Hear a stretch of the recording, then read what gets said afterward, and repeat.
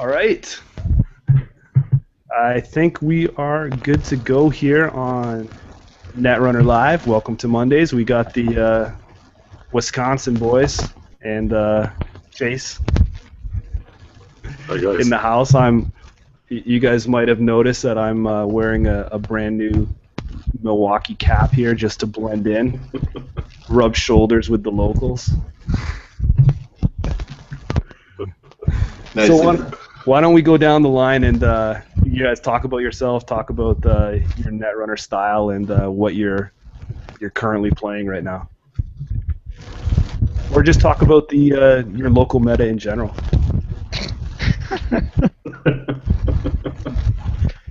Started, Aaron. All right. Yeah, my name is Andries, and my local meta is the guy sitting to the left of me over here on the screen. For the most part, Scott and I play together a lot. That's how we got into the game. And then we picked up this Nordeng character at Gen Con. We kind of found him kind of like a stray dog, just kind of wandering around. He didn't know what the game was. He seemed like a cool guy though, so he's in now.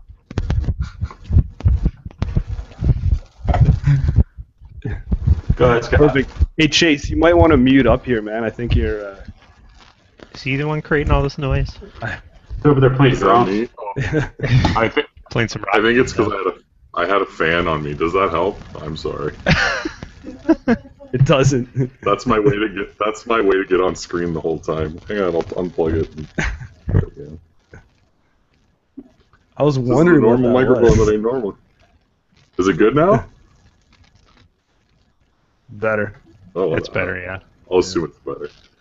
I'm sorry, guys. No problems. All right, so you obviously no introduction, and we've already... well, Greg, you want to recap a little bit for the people that didn't tune into the last one? Sure. What's up, guys? My name is Greg Nordeng. Play as Nordrunner on Octagon, and had a blast on the show last time, but super excited to be on with Aaron and Spags. As Aaron mentioned, they basically picked me up off the street and dusted me off and got me figuring out how to play this game. So, so pretty pumped to be on the show with these guys. Spades hates Nordrunner. I love it. That's awesome. Was that incorrect? You're thinking outside the box. All right, last but not least, yeah. That's me. All right, Spags, a.k.a. Scott Pagliaroni, but most people call me Spags. And yeah, Aaron and I, we're each other's meta. We don't play locally, really, because there's sadly not a ton of a scene here in Milwaukee. But yeah, we've been playing since the get-go, and we're just each other's main sparring partners and never really got into Octagon until, I'd say after Gen Con, really. And turns out we were pretty decent. Yeah, which is really strange then, right? If you guys only play against each other. And Aaron, you got like you're currently top 4 in the world right now? Yeah. Do I get to carry that all year? I think until the next Worlds, as far as I'm concerned. So yeah, top Wayland player right here then, I guess, right? Yeah. Mantle. And I won't say what number. We'll just say top 4. There you go. Yeah. It can be assumed. Let the audience assume. There you go. Guys that are watching the stream, feel free to open the Q&A app and hit us up with some questions. We're all here waiting. While we do that, let's try something new here for a second. I'm going to flip over to this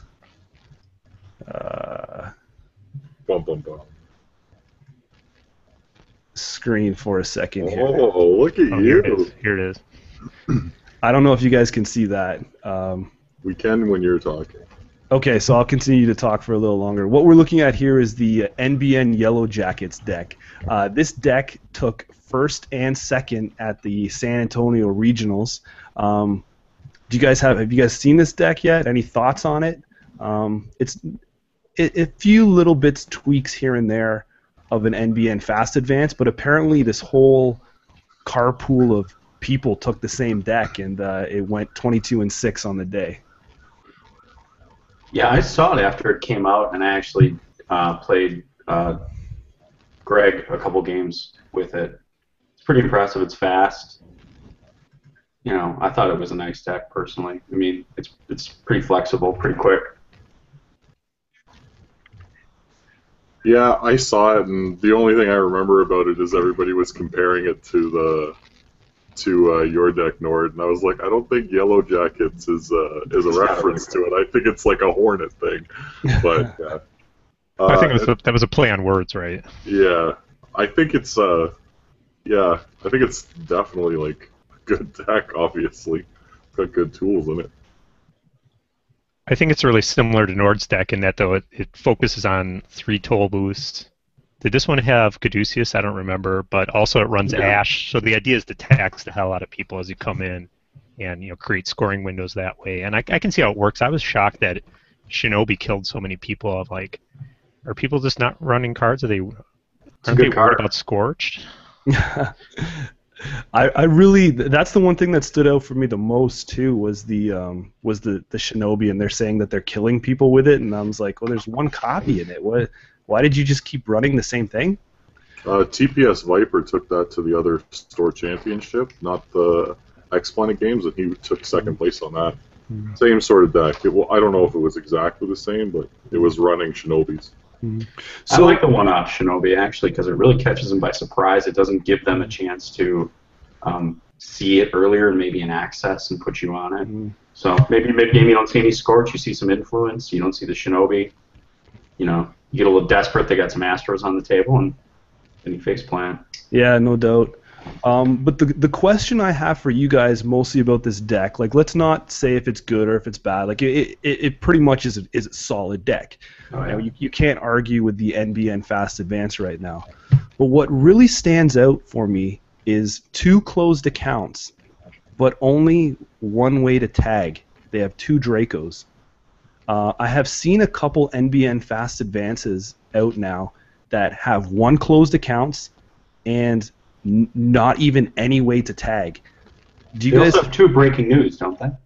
Oh yes, that's true. Yeah. Not as good though, but yeah. Are you guys?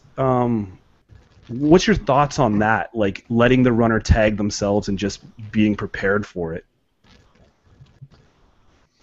I think runners tag themselves a lot. I mean, Account Siphon, obviously. I mean, the new Anarch builds are all big tag me, right? After Team Covenant released that Anatomy of an Anarch deck. So, I mean, I think tag me's up a lot, and Closed Accounts is probably the best anti-tempo card in terms of punishing tags other than just flatlining somebody. So, I like it. I like 2 Closed Accounts. Yeah, you would run... So, if you had no way to tag other than just, say, breaking news, you would still run 2 Closed Accounts? Well, I mean, maybe you want something like the Dracos or something. I mean, just a splash of being able to tag. But I think you're going to see a lot of decks that are tag me, at tournaments particularly. But they should be worried about NBN. You don't want to ride tags with them because they have the tag punishment cards for no influence. So. Yeah. Anyone else want to talk about that point? I can chime in. I think I don't think it's ever a bad play to throw closed accounts into a deck just because you're going to see things like Siphon or Vamp, probably more Siphon than Vamp, but I think it's a meta call probably. I mean, if you have a really good feel that you're going to play against a lot of people who are going to go tag me, of course, throw a couple closed accounts in, maybe even splash it. Like I play a Replicating Perfection deck that just throws in 2 closed accounts just cause. I don't think it's ever a bad play. I think it's just a matter of deck space and influence if necessary, and can you do better with other cards. But I don't know that closed accounts is ever like a bad card to have in a deck.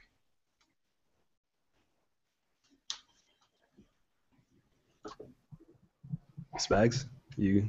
Yeah, I agree. I mean, my current Replicating Perfection runs 1. I mean, it's a great meta card for Criminal. You got to have. I mean, people run Plascretes for Wayland. So running 1 or 2 meta cards, especially at 1 influence, doesn't seem like a bad call, especially if you're really worried about Criminal. And like Aaron noted, those Anarch decks are just those Data Leak reversal decks are just the pain. So yeah, if you can crush them and then just start to push through, or even in the NBN with the breaking news, that's perfect too. You can just play it never advance style. You put it down like it's a sand, the breaking news, then advance twice, score, and crush them with that closed accounts, and it's probably game over.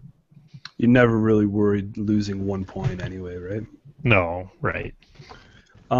Yeah, I think it's really interesting when you look at the decks that are coming out now, because regionals was so sporadic around say America, for example, that there wasn't one particular dominant meta, right? Like, people traveled this time than they've ever traveled before. Like, you could have rolled out of bed and hit a regionals last time, but now it's, you got to be prepared and a little more diverse in your deck buildings. And are you guys building for that, or are you sticking with your local?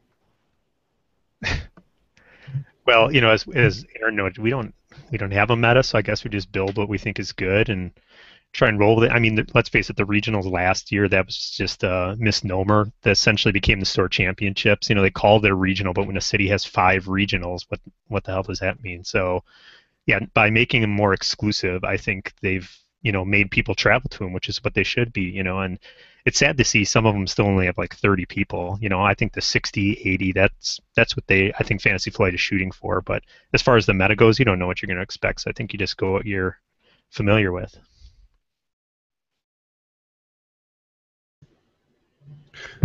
Yeah, I think that you just try to figure out what the best deck is out there, and then consider what you're going to be up against. I mean, coming into Worlds, Scott and I were doing a lot of testing, and we felt like there was going to be a lot of NBN, and there was, and that really influenced my decision on my runner build with packing an Opus and a little bit of Link. So, yeah, I mean, you just make the read in the environment, I think, and then best guess rather than the geography. You just kind of do the global play environment. Yeah, I think that I found Octagon to be a huge tool for testing decks. Simply, it doesn't quite simulate, of course, the live game experience of reading your opponent and maybe the intensity that a live game has, but certainly you can see a ton of different decks, can see a ton of different styles of play and situations that maybe you're working on your deck. And it's a nice way to be able to put your deck in different situations and figure out how it sizes up maybe against an NBN Fast Advance, or how does it size up against the Redcoats. And then you can sort of tweak it based on how it performs, add different cards or whatever. So I'm on board with what these guys say. I say bring a deck that's just going to win. I don't like to play too hard to the meta, but if there's going to be certain things and certain, like an NBN Fast Advance deck, I know is going to be there, so I have to be ready for it. Crazy. Sorry, I'm just... all right, let's get this question out the way first, just to clear the queue. We have a question on my mustache. I use clippers, and I just trim it down so it stays the same length all the time. That's why my mustache and my beard is always in this state for months and months. I keep the 5 o'clock perma-shadow. Thanks for paying attention. Appreciate the comment. I think you I got want to talk some more about the beard, man. Come on. He actually shaves right after the video, so by the time we get on the next time, it's exactly the same way. Perfect. He shaves at 1 o'clock in the morning after we end this. I'm trying to do it for non-bearded Netrunner players everywhere. How about semi-bearded?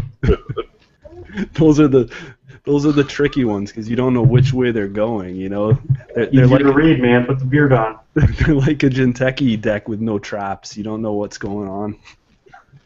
That's 2 shots to me right now. I have a beard and a Jinteki with no traps. You're just making fun of me. That's not fair. Let's hit right into some of the questions. John Wesley, why is Wizards... Oh, I can't really say this. Why is Wizards such a bleep bleep versus some decks? He needs more love. Anybody want to talk about the state that Wizards in right now?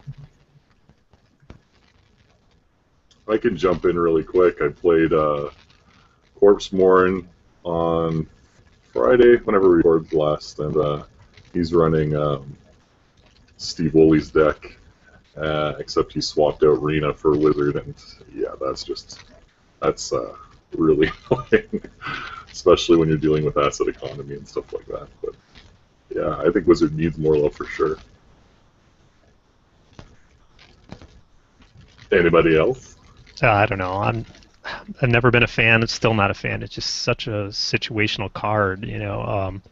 Sure, you can play the data leak siphon deck with him, and he takes care of problems like Adonis and Sansan and the Sword, Jackson Howard, but I feel like, look at that Yellow Jackets deck. Outside of Sansan, he's not doing anything against him. I feel like too situational, which means he's not going to be competitive.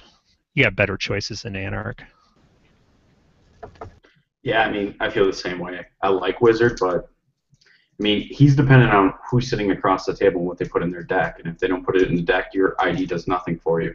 So that's horrible. I mean, you could build a deck around your ID's benefit and actually get something out of it every single game. So, I mean, it's tough unless the meta swing really hard towards asset, economy, everything. I don't know. I think you'd be better served by making a deck with either of the other IDs. Yeah, I think in general it's tough to bring Wizard to a tournament just because the Wayland matchups at the current time are going to be tough. Not going to get much out of the ID. Not to mention playing a faction that's probably the hardest to play right now. So it can be a double whammy against you. That being said, I think with Wayland maybe being not as played right now, just my opinion, I see a lot of people playing asset economy. I think it's maybe the most popular way. This might be Wizard's time in the sun right now. Might be the best time meta-wise to get the most value, but in general, I think it's a little bit of a gamble to bring it to a tournament. Here, though, honestly, do you think you're going to see a rise of Wizard? Because look at, you have, I think, Replicating Perfection's on the rise, and the new NBN identity. I mean, that's screaming asset play, right? So maybe come Gen Con time, Wizard might be seeing a little more play than you think. Yeah, I think asset econ is the primary econ for most decks now, but things change fast. That leaked ID for NBN might be an asset ID also. So I mean, yeah, it could really be growing in that direction. So Matt Wilson here says, in conjunction with this question, what would more love for Wizard even look like, though? So judging by those comments, do you think more love for Wizard pretty much depends on the swing of the game? Like, there's no way to make him better in faction right now. We just gotta. It's all based on what someone else is playing. Yeah, absolutely. That's the challenge, is that your benefit as Wizard is dependent on whether or not the corp has cards to support it. So there's always that liability. Wizard's got to earn his love, man. At the end of the day, though, like, because I know a few players around here that swear by trashing every asset that they come against. So even aside from meta, that might just be your playstyle. Like, if that's your game plan to trash everything you see, then maybe it is worth looking at Wizard, because, I mean, for the bang for your buck, you're going to be able to trash everything you see, you know what I mean? And just might be something, I don't know, everybody runs Sansan around here, so you're never going to run out of things to trash, in my opinion. He's the trash man, he's not a wizard. Scott here writes in, first impressions on the new criminal ID, guys, from the latest data pack. I think he means the spoiler. I don't think it's going to be in the next pack. Well, it's the last pack. It's Leela Paddle. She's has no link, 45 cards, 15 influence. Whenever an agenda is scored or stolen, add one unlist card to HQ. I don't know if I like her so much. Pretty similar to Laramie Fisk, wouldn't you say? Yeah. How is that similar to Fisk? Creating pressure by pushing cards. Oh no, you're right. I'm thinking. Yeah, you're right. No, she pushes them back into HQ from play, right? Is that what it's? Is from that, play. Okay. And it's only going to happen at most, 13 times a game, but on average, like 5 times. Unrezzed card only, right? Unrezzed? Yeah. Yes. I think we're gonna have to wait to see what cards complement her across the cycle. I can't make any comment on it right now, other than the fact that it sounds interesting, but I'm not drawn specifically to it right now. I guess the thing that comes to my mind, and this is of course all theory crafting, but I think if it's played straight up like a game deck, almost, it could be pretty strong. Like where you're going to be able to drop, maybe you play 3 sneak doors, and you're going to get some early accesses and early scores, and then maybe like, I don't know. I mean, it could be potentially pretty strong. I could see against like a red coats deck, because a lot of times, when you have like, it's the same kind of concept as almost like a parasite. The only difference is they'll be able to play it next turn, right? I guess that's the difference. It doesn't really disappear. It just comes back next turn. So, I mean, yeah, it's going to slow down the corp a little bit, and it's going to be slightly annoying. And I think early it could be really good if you're getting agendas accessed, but seems kind of hit or miss. Again, it's just like what we were talking about with Wizard. It's not something you can necessarily control or, base a deck around. I mean, it's a random amount. They can score 3 agendas and you bounce 3 cards, and that could be the game. I don't know. I don't see it.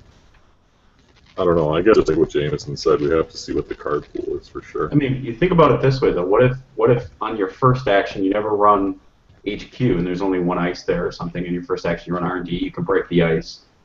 Your first click you score an agenda, you can push that ice to their hand and then siphon or drop a nerve agent.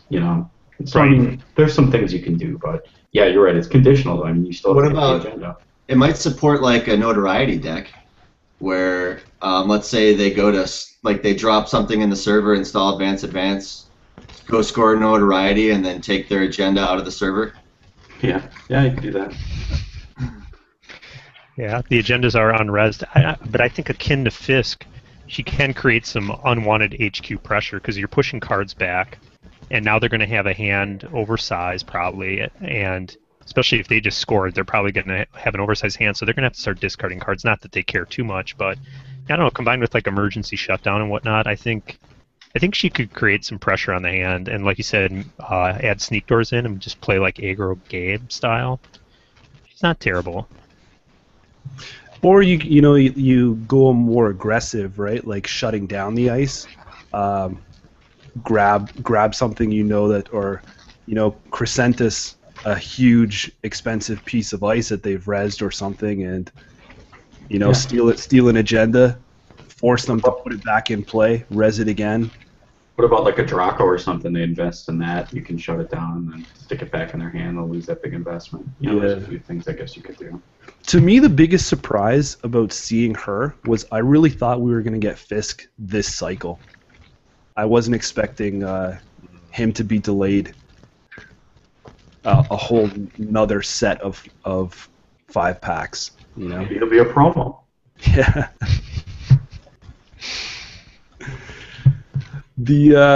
Okay. Gen Con exclusive. Oh man. Yeah. I don't want See you on eBay, baby. Bling bling. Just sell them for $400 a card. Gotta have it. All right, let's talk about Netherdawn MW. I don't know if it's a 0 or an O, but you know who you are. All right, so he says, everybody talks about the rise of replicating perfection, which I can understand. But has there not been a resurgence for personal evolution in your meta? Honor and Prophet bought many good cards for the flatline game as well. Thoughts? No, they still suck. Yeah, Ask Craig. I'm backing you up on that one. I'm not a fan of personal evolution. I'm a fan. I'm a believer. What? Why? He doesn't want to make the cut at the next regional, that's why. Yeah. Yeah. Lots of hate. It's okay. That's the same deck that's flatlined you several times, so. Well, defend it, man. Yeah, tell your story, Greg. It sounds like everything's leading up to you right now. No, I think, in terms of the question, I agree. Honor and Prophet brought many good cards for the flatline game as well. In fact, I think it finally made flatline Jinteki a thing. I think there's a way to play it with my personal evolution deck, with recursing certain cards or just having enough ways to threaten brain damage, especially. because brain damage, House of Knives, data mine, I mean, there's a million ways to do damage, and I can win simply through a Scorch Kill, I can win through a Snare, there's a lot of ways to do it, and I think that I don't think it's easy, I think it takes a lot of skill to play a deck like that, because you have to keep the runner sort of at bay and control the tempo, but I think it's a totally viable deck, and I think especially if people don't know what's in it, I think it's pretty strong, and that's just my opinion. But I think the cards not knocking on your opinion because I haven't played your deck yet, but I mean, like, I think the cards you talk about, especially like House of Knives, that's just so much better in replicating perfection. Like, it's, you know, if they want to go for the score, then that's 2 damage they have to take, and then coupled with all the yeah, but it depends on what you're trying to do. It depends on what you're trying to do. If you're trying to score agendas and tax the runner and sort of keep them at bay that way, then yeah, of course, that's going to be you know, a way to play it. But the way to play Personal Evolution in my mind is forget credits, forget the only thing that matters is runner cards. And I'm willing to give up agendas early. I'm trying to just dodge agenda steals as much as possible, but I can give up 6 points. Who cares? Because I still, A, might be able to hit him with a Philotic, and B, I'm net damaging the snot out of him the entire way. So, I don't know. Jameson's played it. Actually, all these guys have played it. I think, you know, that's the best idea if your game plan is deck attrition.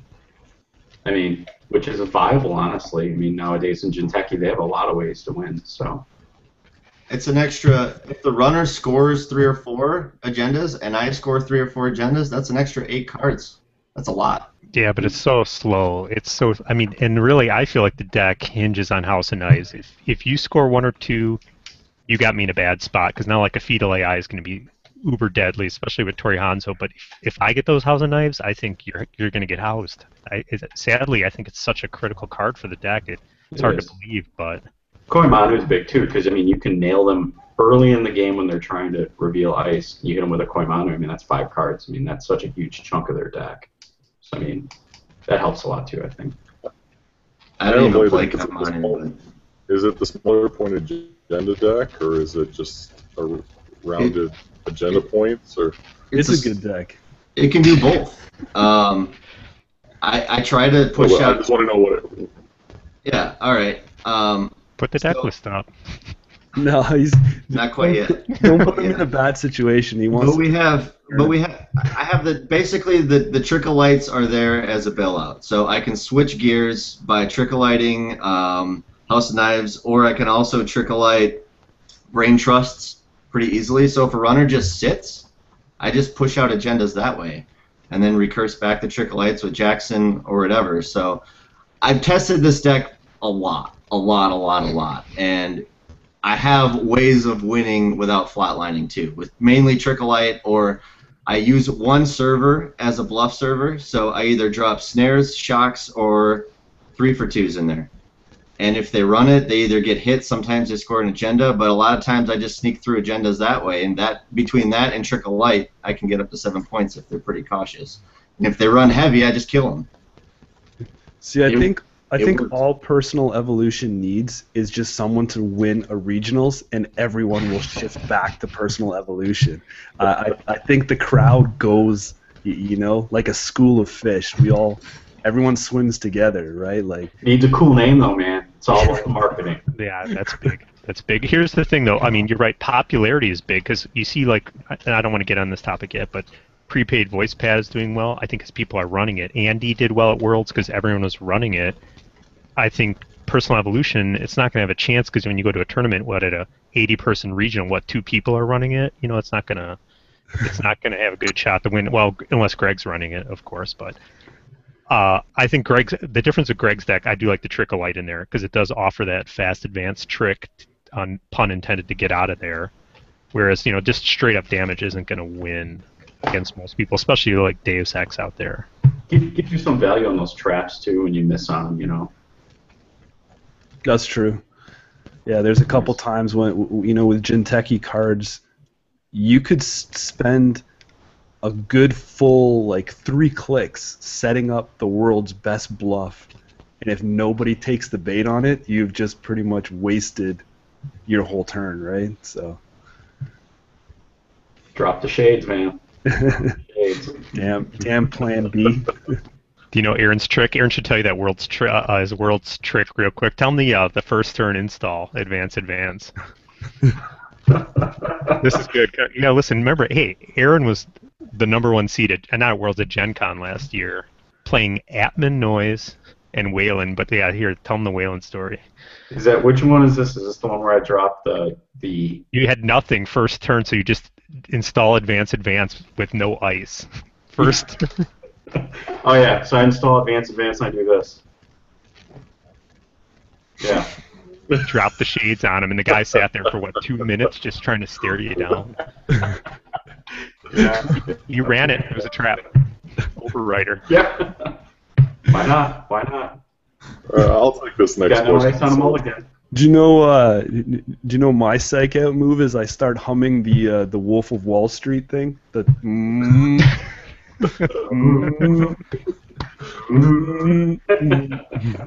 you know the story behind that real quick? No, I don't. McConaughey does that in real life apparently to psych himself up before he does a movie scene, and DiCaprio's like, dude, you got to do that in the film. So they ad-libbed it and did it on the fly. Which is flawless. I saw that interview too. That was so good. That's great. I do like the sunglasses move. I think I might have to bust that out. Aaron's got some good stories. David Caruso style. All right, I got to bring everybody back on topic. Yeah, do it. 3 votes here. So John Wesley, or Weasley, or however you pronounce that, said, Wesley, how do you like the direction, or how do you... Oh, you got rid of it. How do you like the direction of the game is going so far? How's the game going so far? What's the direction like to you? I read that word for word. Fire up, Greg. Greg, it's all you. I like it. We just wait for Greg to post a deck list, and then the world takes it, right? Red coats, go.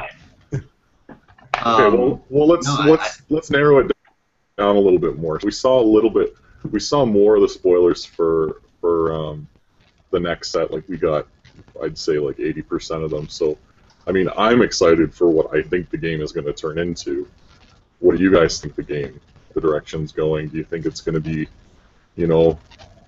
everybody running one type of deck? Do you think there's going to be a master deck? Is there a skeleton key out there, or do you think it's going to turn into just everybody run what they like? We'll start with Spags.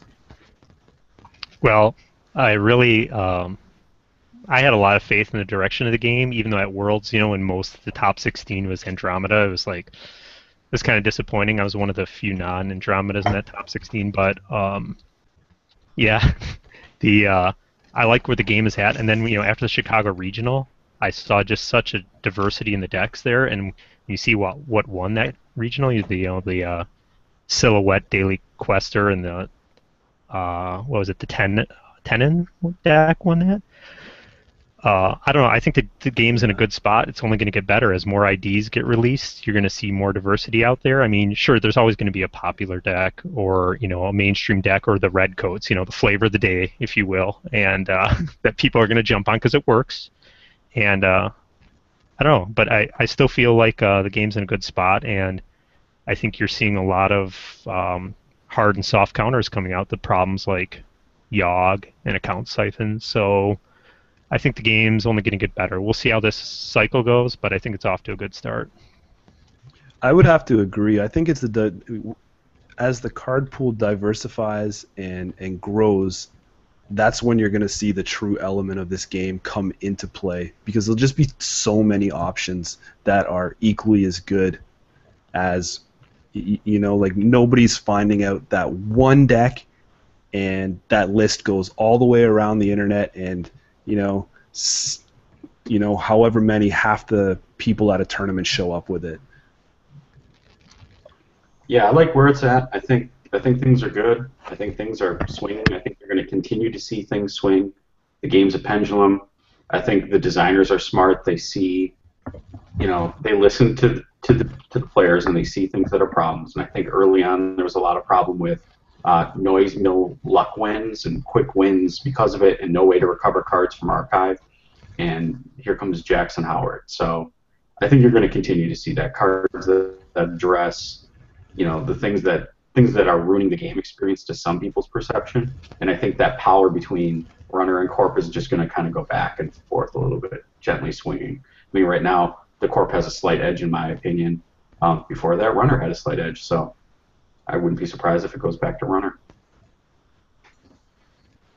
Yeah, I'm on board. I think that there's more ways to play the game now than ever, and I think there's enough cards to really experiment with different ideas and different combinations. And I think I said this last time on the show too, and that is, I think there's a lot of value in just playing different stuff, because it may or may not be tier 1 now, but 2 or 3 data packs down the road, there might be a couple cards that come into play that really complete an idea that you've been working on. So I think that seeing something like the Quest Complete Notoriety deck win in Chicago, I think we're going to see more of that kind of stuff. Just ideas that might catch people off guard a little bit, that are going to be strong. And I think we'll always see the standard decks like NBN Fast Advance, Astrobiotics, HB Fast Advance, all those kinds of decks will probably always still be around, but I hope as the game goes on we see a lot more and more, and I think we will.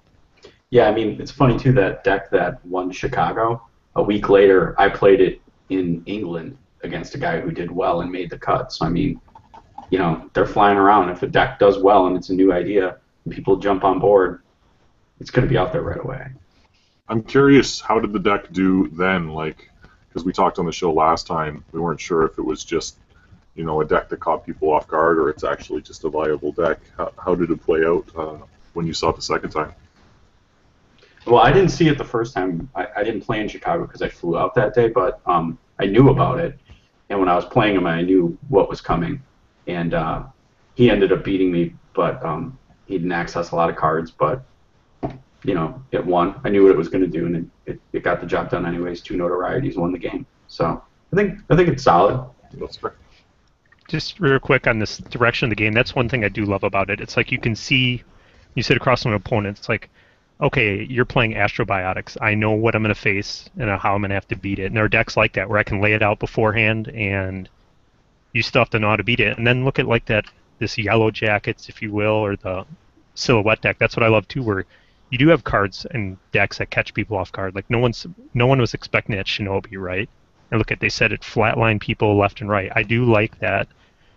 You can still catch people off guard with surprises, and I think that's only going to get better as the card pool increases. And maybe some people don't like that. I like that aspect, that you have to be aware of everything that's out there. Keeps the runner honest. I like those cards too. I mean, I think if your deck doesn't offer some surprises or keep the runner honest on the corporate side, you're in trouble. I mean, right. By the time you hit the cut, you're scouted. I mean, whether you like it or not, you're probably playing the same people. And they know if Scorpion's in your deck or not. You got to have another way to keep them honest, whether it's traps or one copy of the ice that's dangerous. We've been talking about the single copies, and right now, right now it's nice to have those one-ofs, but as the game grows too, it's going to be viable to have all of your ice be one-ofs. Like right now, I know I'm playing a taxing Genteki deck, and there are only so many ice that fit in that bracket, in my opinion. But 2 years down the road, there might be 20 different taxing ice, and I want one of each of them, and that's how I'm gonna keep the runner on their toes, because they're just never gonna be able to catch a beat on me, right? That could be one direction too. And Aaron, I know that you and I talked a bit offline about this, but why don't you touch on how you feel play styles? Do you feel play styles are changing as the game moves along here? Yeah, I mean, I like it. I think play styles is how you can differentiate yourself from the other players, and your ability to put your opponent on a play style, I think, is also pretty important. And that's what I'm doing at any face-to-face game, is I'm trying to put my opponent on what they're doing, how they play, what they're thinking, what their deck is trying to do, where the influence is, and when you can figure that out, or you think you have it figured out, you can use it to manipulate them. I mean, if you think they're very aggressive, you start putting the traps in servers rather than waiting for them to try to hit them in your hand. So I think playstyle is big. I mean, Scott talked about, first turn putting in a trap and advancing it twice. I didn't know what his playstyle was, but I was kind of playing my hand. But you can't be afraid to do some things like that from time to time, because you can't get put on a playstyle either. I mean, you have to be a little bit random and do some crazy things, rile them up a little bit. And in a tournament, people are uptight. I mean, they're really nervous to do anything. So how can you use that to manipulate them? Yeah, I feel that's so true right now, especially in the new tournament structure, because if you think about it, you could possibly play somebody 3 times, right? You could be matched up with them in Swiss. You could see them in the top 8. One of you gets bumped. If you make it farther enough along, that player can actually come back up to play you again. So, you really have to keep your playstyle fresh, let alone, find out how they are, because you don't want to, just like poker, right? Just like that style, you don't want anyone to get a read on you.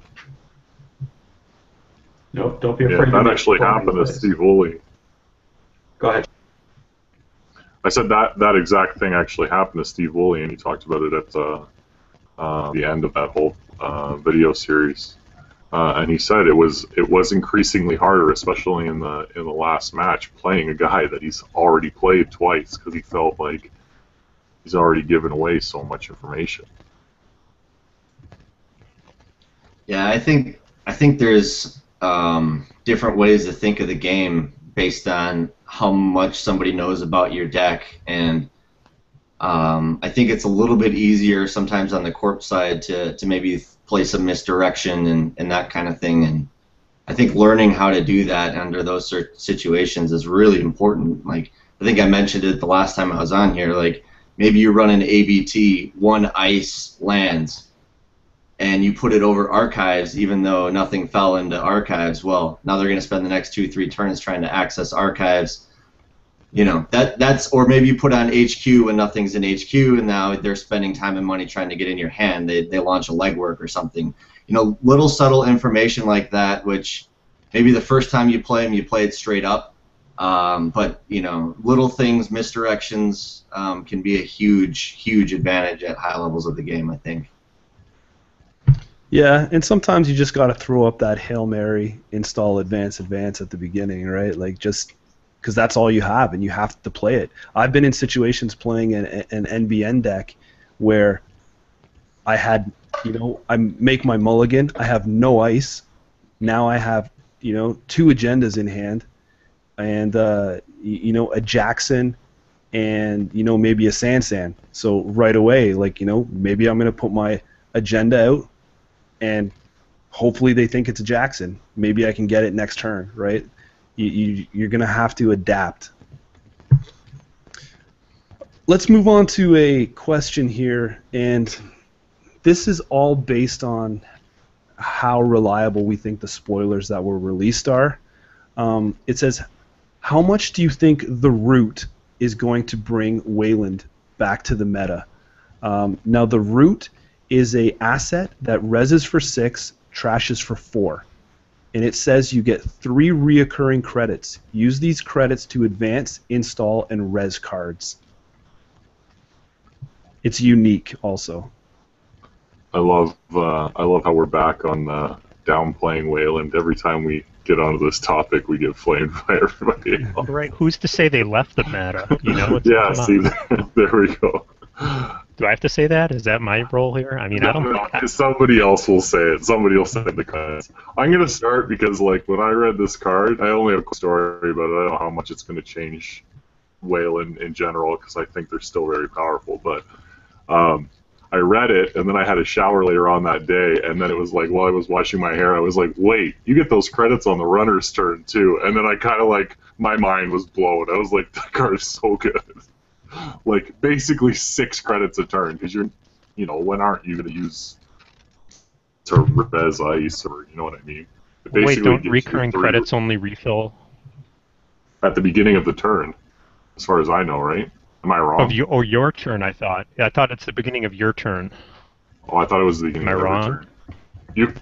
No, I don't know. Is it every turn? No, your recurring credits will refresh at the beginning of your turn. All right then. It's not, Yeah, because not that as would good be as I thought pretty then. broke. But you Now can he hates the use card. the credits on the runner's turn. Yes. I just thought it was every turn. I don't know what made me think that. It's still Probably damn because I'm good. terrible. Yeah, if you can protect it, it's a pretty tight card, right? I think it's gonna it obviously promotes multi-server, which is not a Wayland thing, which I kind of like the idea of. Aaron and I were trying to get a dedicated response team deck going for a while, and we're like, well, it's not viable, but I think it's may see some light of day in the future here. I don't know. I think the root is strong. I think it's really strong. That high trash cost is good.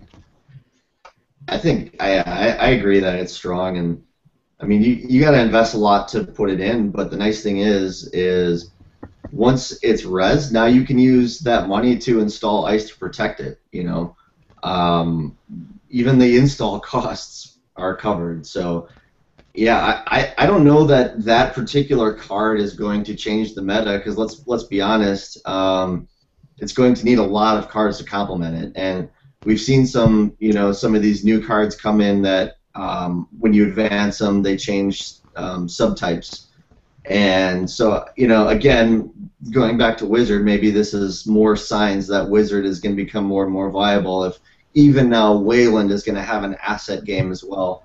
But I'm thinking. Sorry, you were. No, I was just going to say I think that as we're only going to see this card get better and better. I don't know that this card is going to be the card that shapes it, but I think it's going to be a whole series of cards that complement this, that we're going to see some new play styles from Wayland develop, and that's pretty cool. I can see this looking kind of like how HB has. They set up their scoring server, and they throw the Adonis down, and when they're ready to score, they obviously wait till the Adonis is done. But in some, you can play this, res it, use it until you're ready to score, and then bounce it back for 6 at the beginning of your turn, and then start to score behind your server that you've already set up. Right. You could do that, and I mean, when I play HB, I always have at least 2 servers. I keep a dedicated scoring server, but yeah, I think it's this is part of Lunar Cycle, and they build these as a set, right? So don't you see? I mean, this card is meant to kind of complement Blue Sun. Yeah. The ability to use these credits to res stuff, bounce it back, so you're really saving a lot of money and making money in the process of using the root. Yeah, I think it could be a fun card, definitely. I mean, we'll see what ends up happening, but could be cool, right? I mean, with interns too. I mean, it's got a lot of strength going for it. Anti-siphon card. I mean, if you have it in a server and here comes the siphon, you're sitting on 6 credits. You can just res it. So. Very well said. Very well said. Do you think we'll see like a card like this in play?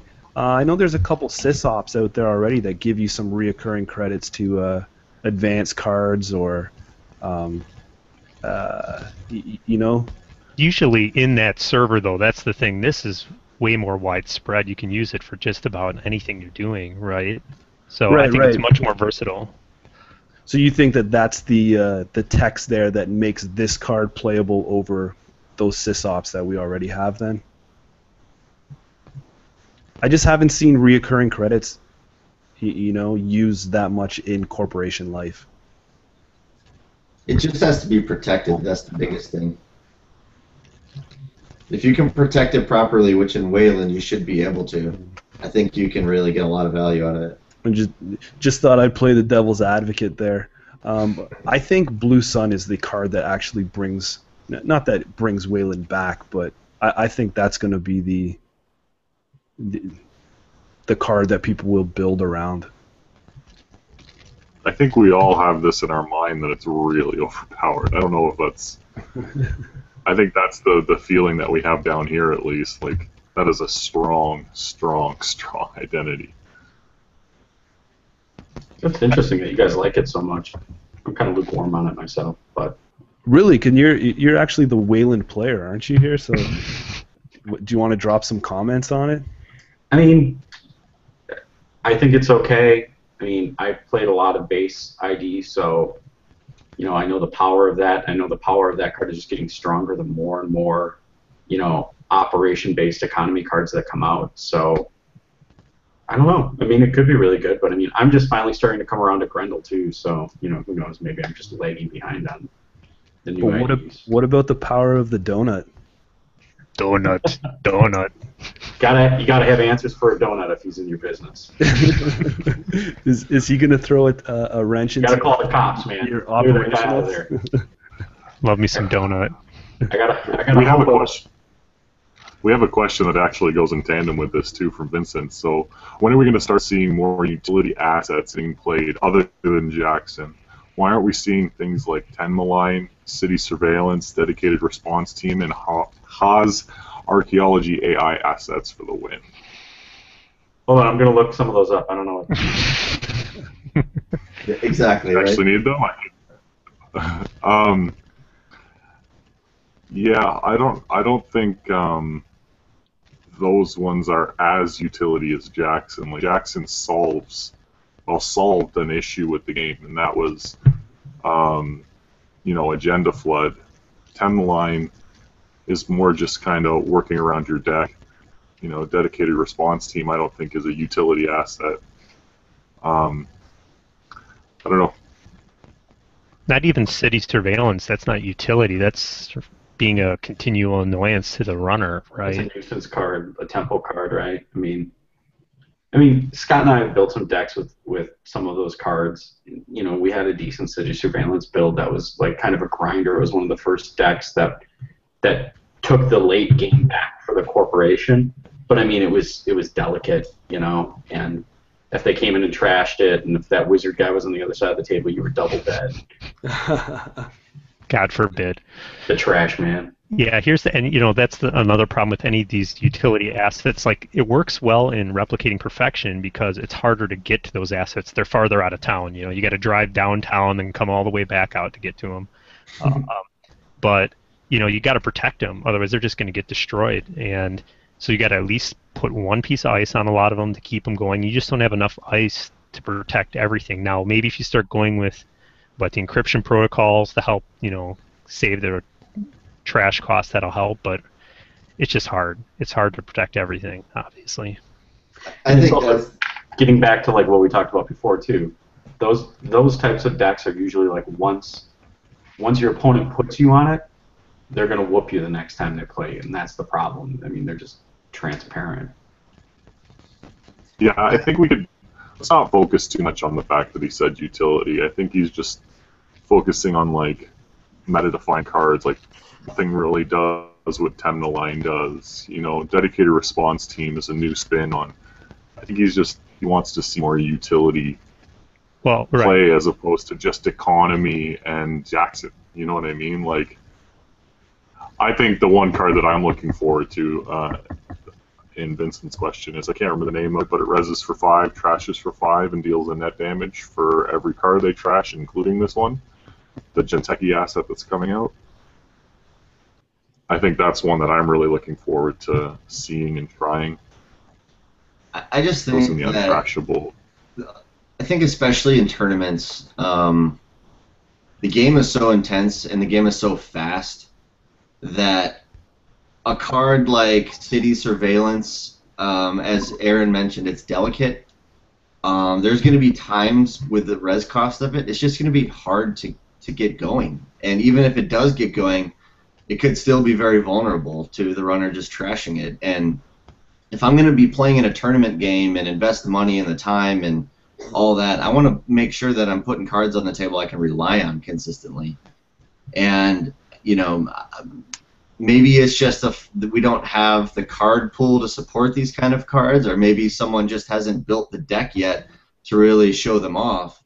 The cards are there for a reason, but I think that when the game is so intense and there's so fast, and you're trying to really limit variance, and sometimes these utility assets in particular just get trashed either out of your R&D or right off the table, and then you get absolutely nothing for them, and it was a waste of a card slot.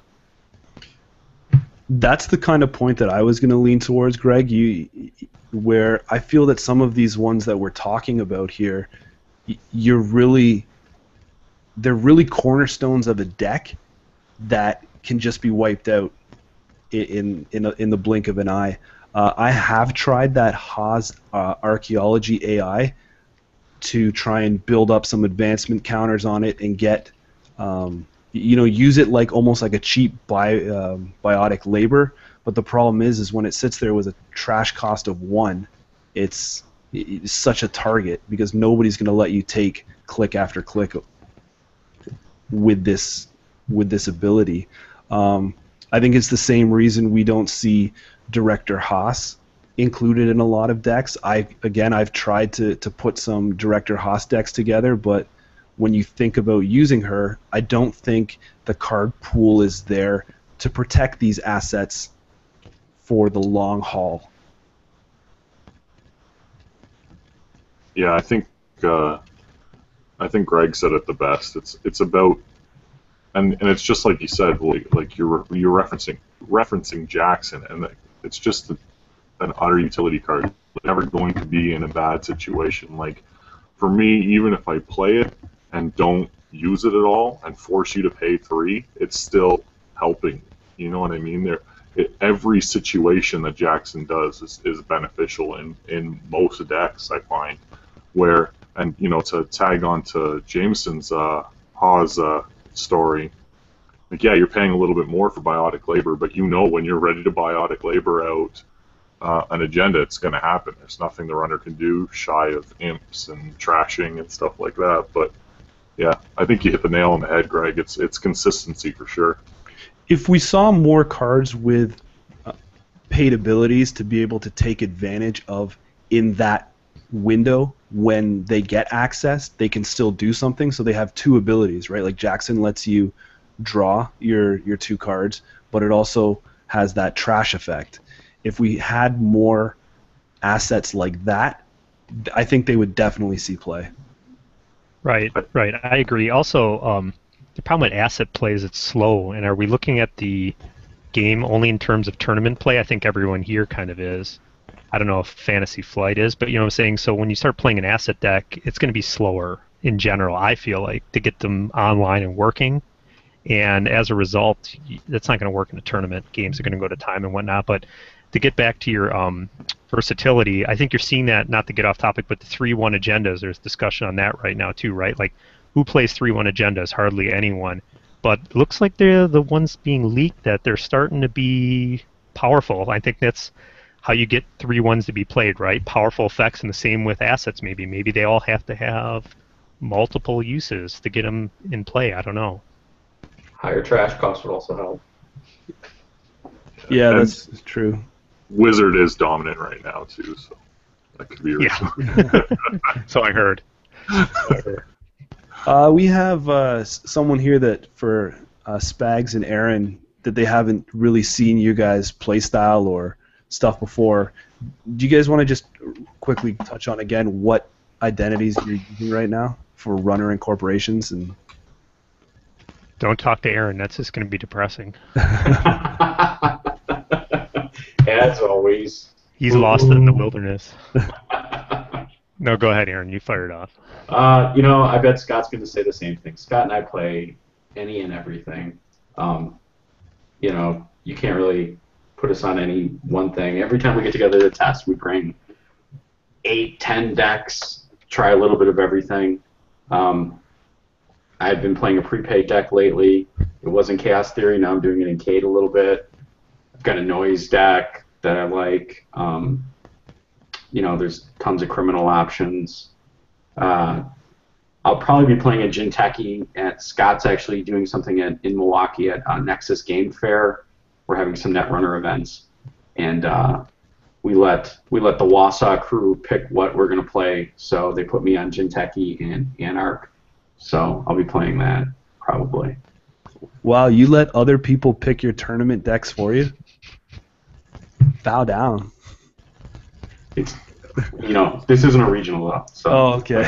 Oh, that's the weekend after. It's totally different than Jameson showing up with a safe and not letting anybody see them before he's. I still don't even know what his criminal deck is. Yeah, Scott so just sitting there. He's like, wait until you play it. I'm scared. I ain't scared. I'll let anyone see my decks before the tournament. Never Yeah, so scared. anyhow, yeah, there's this Nexus Game Fair. It's going to be its first year. It's 4-day game fest. It's going to be in Milwaukee a week. Not this weekend, next weekend. Anyhow, I'm running some Netrunner events at it, and one of the stipulations, Aaron, was to get the Wausau guys, which Wausau, if you don't know, it's in the middle of nowhere, Wisconsin, north central Wisconsin, but they are hosting a regional. I don't know how the hell they got that, but they are hosting one. Anyhow, so yeah, Aaron let them pick decks, and I'm running the event. I'm not going to take any prizes, so I have a poll out there on the Facebook page for it, and right now it looks like I may be playing Nasir Mediane and Custom Biotics. So that'll be. I think he's going to be good.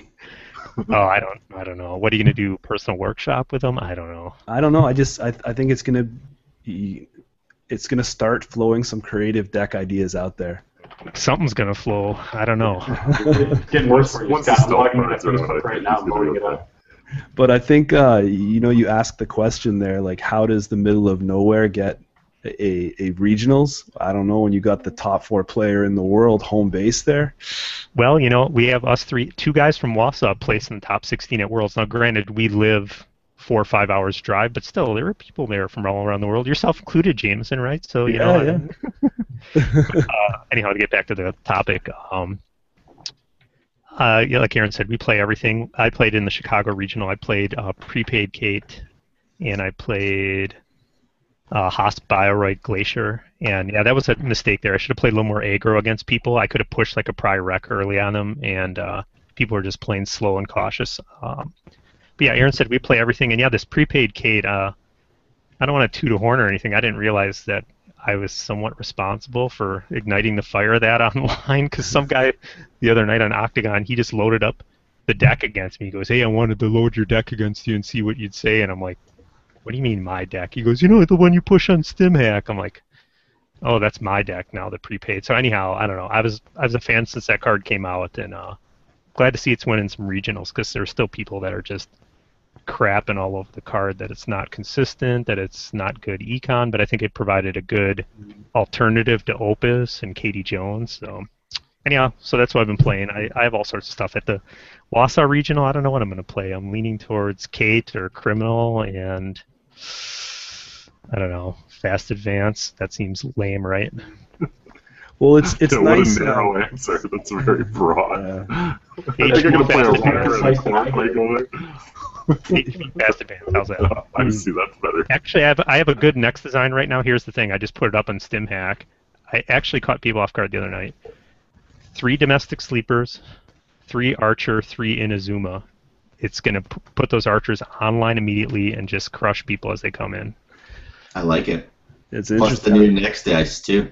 Let's just say I took Successful demo? Huh? Successful demo? Yeah, 3 successful demo. Oh, yeah. Let's just say I crushed a game player, broke all of his breakers, and then he Larla'd. I troubleshooter broke him again, the Broder again, and then he quit. Greg might know this point here, but you say that this guy's giving you credit for the prepaids, and it's important to give credit, right, Greg? Yeah, right. I don't want credit. Actually, Lysander pushed this Kate Blitz deck, and then I was like, well, here's my build. I'm using this prepaid voice pad thing. And people are like, oh, that looks intriguing. We'll inside joke that BGG thread that got raged out of control about credit. Oh yeah, I saw. I tried to jump in, and it's like the thread is locked. That Crowan guy, who is that? Some foreign guy. He's a wild card. I think he's a complete troll, but still. Wild card, huh? All right, let's look at what we have here next. Android Netrunner has quite a few cards that are felt are subpar, either because they're too expensive, don't do enough, or are too narrow. Which one would you like to see changed, and how would you change it? I don't know. That's quite a broad. Yeah. Yeah. I don't know how to Not answer that question. I don't know. Account siphon? No. Pick a bad card. Yeah, that's way too narrow. Okay. It just doesn't do enough. How about Marish bodysuit? Make it 2 meat damage. I don't know. No, I think if it's that stacked, card, it would be okay, right? If they let No. Maresh bodysuit stack, Doesn't it prevent the first meat damage? So it wouldn't Yeah. even stack. yeah, that's what I'm saying. It doesn't stack, but Yeah. if they made it stack, then it would Oh. be good. Yeah, it would be better if it's stacked, but I don't know. I think you just kind of need bad cards, and I don't know why, but I think there's just fillers that need to be there, and like not everyone's trying to play this for a tournament.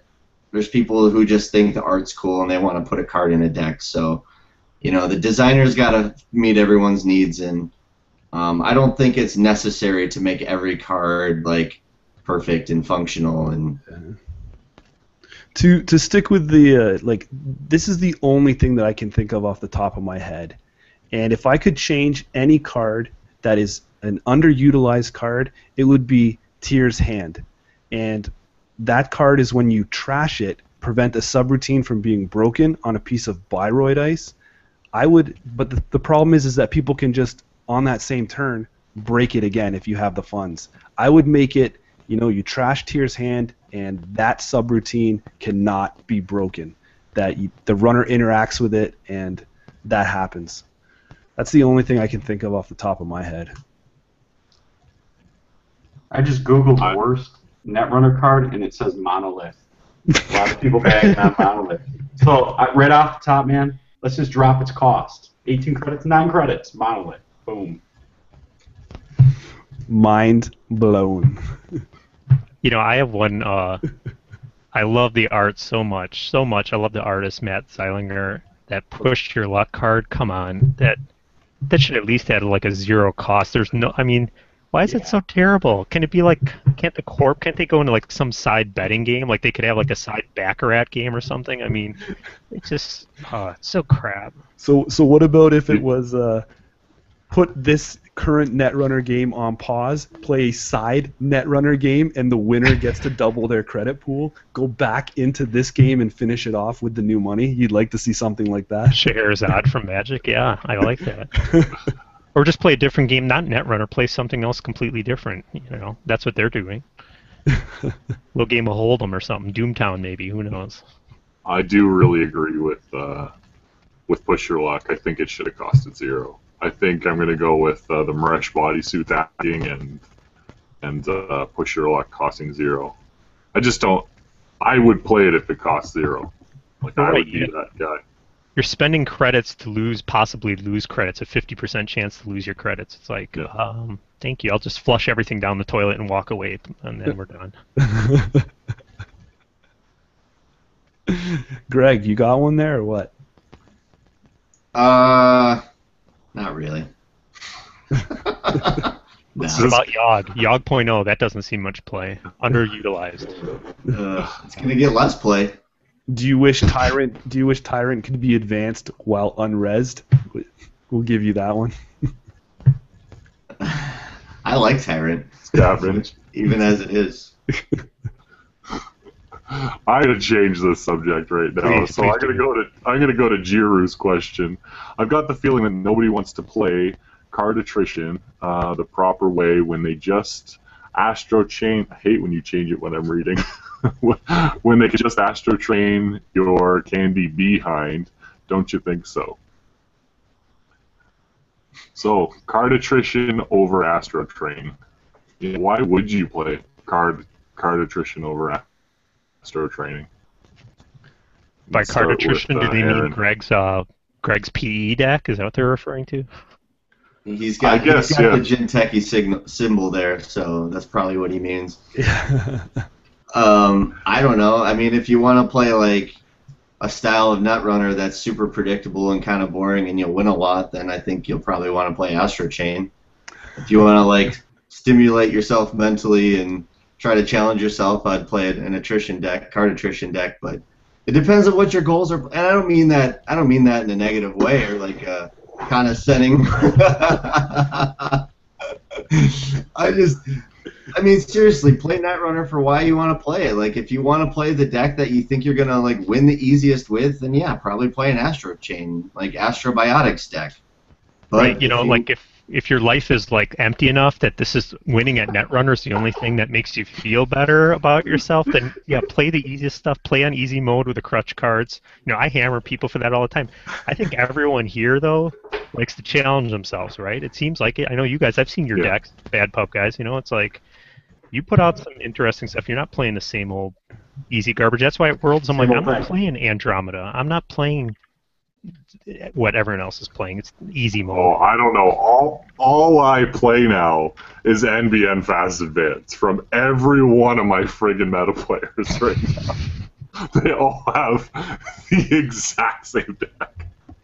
I haven't played Jamie in a while, so he's probably changed his deck. Good old Jamie changes his deck almost every day, but last I heard you were playing an NBN Fast Advance. Well, I have a Fast Advance deck that I could pick up and test something against, but I also have like 3 other decks on the go right now. You're the good one. You always play test a bunch. I think that's why NBN is so good, right? I mean, like, we think about it all the time. I mean, you can build a deck that has a different strategy, and then the backup strategies you Fast Advance win, right? Because all you need is AstroScript, San, all the in-faction stuff, and tagging. You could do psychographics, and so then you could build a Scorch deck that backs up as a Fast Advance. I mean, that's why they're so good. It's not fun, though. That's true. But you can't hate on the purists that have been NBN from the beginning. It's good, man. I mean, if it's that good, then you just build your runner deck to beat it, you know. And I think that's a good point too. Is you know, people have to know what's out there and what the best decks are and start tooling, right? Rather than, you know, don't sit there and complain about, oh, I just got beat, you know, 15 times because of said card. Well, go home and, you know, work out that problem. Yeah. So as a counterpoint to everybody else's, like to counter everybody else's point, like, yeah, Astro Training is probably one of the best things you can do, but now that people are playing it so often, they're coming out with strategies specifically to beat it. So everybody else who plays card attrition and anything else they like is basically going against the meta and making those decks harder to play against. So, yeah, like everybody said, what you like. Don't play what you think is good. Make what you like good. Just play it, and tweak it, and make it the best. You know what I mean? That's the beauty of the game. I love that. It's like you can't beat everything, so you got to try and be as versatile as you can, or just play like 18 account siphons, one of the two. But yeah, you got to be aware of everything out there, because it's like, well, can I beat Glacier? Yes. Can I beat Fast Advance Astrobiotics? Not really. Well, good luck then. And that's where there's I love really how subtle room you are with your insults. And I think that's where there's really room for new ideas, where if you can really come up with something that's outside of the box that works, I think you do have an advantage, and I think that it's absolutely worth trying different things other than the Astro chain, you know, because that's whatever. You can play that and have fun, but... Did you change your name tag? Who, me? Loves everyone. It was in response to someone else on this. No, didn't you see mine? I changed mine for you. Oh, nice. Yeah. By the way, Chase Michael, I'm not a nice guy, in case you haven't noticed. And I'll play the heel. That's fine, because I played a guy at the Chicago Regional, and then I saw his report on Board Game Geek, and he's like, "Oh, I played this Spags guy. Not as much of an a-hole as he is online." Good to know. Good to know. Online, I'll be caustic, man. I'm gonna drop some truth on people. They don't want to hear it. That's too funny. Let's check out another question here. Hey, this is pretty good. How do you usually find inspiration for your decks? Do you build it around a specific card, around an identity, or do you build a base and change a few cards from time to time? I got the answer for this. All right. Whatever's on the front of Netrunner DB that week, that's my inspiration. That's sturdy. It's such a dick. Hence my next design deck, right? That's where I got that, obviously, right now. All right, I'm done. Sorry. I'm going to go ahead. I mean, a lot of people know that I like to build theme decks, so I like to have this broad theme and try to make the deck the best deck possible out of that. So right now, my Arena Roja, I wanted to build a Kessia deck, so I did that to the best of my ability, and then it sort of turned into the control type deck that it is now. Genteki, I always loved the idea. I thought that the coolest corporation was the corporation that was brain mapping and creating clones. So right off the bat, I just went with that, and then as the meta grew, it turned into my replicating perfection, and it's just taxing and stuff like that. But I generally start with a theme. That's how I go about it. I'll see a card or a couple cards that I think work together or are unique, maybe a different strategy, and I'll put it together. And this is going to sound kind of sad, but I'll play solitaire with it a little bit. So I'll play it out in front of me, see how it flows, see how the economy is going, and kind of in my mind think of, whether it's corp or runner, where I should be at that turn of the game. Am I ahead? Am I behind? And then I'll usually find some problems that way, and then I'll tweak it, and then we'll do some sparring with Scott, and then we'll brainstorm whether it's good, bad, or the other way, and we'll slot some cards out. So I think you just have to, whatever your process is, believe in your process, work through it, and work with the people around you. Is it working well? Even if it's winning, it can still be probably fixed a little bit. So that's my process, anyways. Greg. Yeah, I think there has to be a core idea surrounding the deck. Like, at least this is how I do it. That's more accurate. So the way that I do it is I put like for example, Redcoats was taxing. So I started thinking about what other cards can I use to extract more money out of the runner. So I started putting cards like Data Pike in, etc. And the attrition deck that I was talking about, I've made certain tweaks along the way where I was like, wow, what am I really trying to do here? Net damage or get tags? Like, those are the only two functions I was trying to make. So I can pare my ice down and look at, is my ice accounting for this? Are all of my assets doing the best job? There's ways and tweaks and things that you can do to sort of like, I guess, channel these strategies and make them more streamlined, where you can get more value out of that strategy. But I think ultimately you have to know what you're trying to do, and then be able to evaluate, is my deck doing it, and can I do it better? Or B, is this just an idea I have to scrap? But I'm repeating this again from the last show that I was here. But it'll take me to really totally polish a deck where I want to bring it to a regional. It'll probably take me a month and a half to get it ready, at least. 500 Octagon plays. They don't get stamped until the 500, and then we get the certificate and we sign things. And I'm with Greg. I think you got to start with a theme. I do like picking specific cards too, because I definitely have a thing for a specific card and I'll fall in love with it. Like when I saw the prepaid, I'm like, oh, if I do this in Kate, I can do that on the first turn and sure gamble. And it's like, oh, that seems like a cool thing. I'm going to try it. And then Lucky Find came out, and it went from there. And that's same thing, Archer Troubleshooter, that stupid combo. I've loved that since day one. So anytime I can fit that in the deck, and that's like that next design, I'm like, oh, now there's a 2-0 that I can throw away to archers. I think I'm going to try that in here, especially since you can have an archer installed before the game starts. So I like to go around a specific card, to be honest. Hey, I think I kind of sit the same way with you there, man. My inspiration, honestly, comes from cards that nobody is using. Like, you don't want to see me rack my brain on how I can fit Record Reconstructor in my decks right now. Right? Like, there's just something about using a card that doesn't have play, and it's about, and I laughed because of what Aaron said about soloing, but it's funny because that's what I did with the Big Breaker deck before I took it to store championships. I would sit there and literally play by myself and say, okay, how long or how many turns till I can get a full rig set up? Boom, boom, boom, boom, boom. Okay, I see like a glitch here. How can I improve this speed to get it out? Boom, boom. And just work it solo. and that's assuming that the corp is giving you these turns. Obviously if R&D was open, you're going to spend clicks and run on it. But my inspiration comes from cards that nobody uses, and I will one day get my record reconstructor deck rolling. You guys playing solitaire, you're so cute. Oh, sorry, I didn't mean to interrupt. I had nothing else.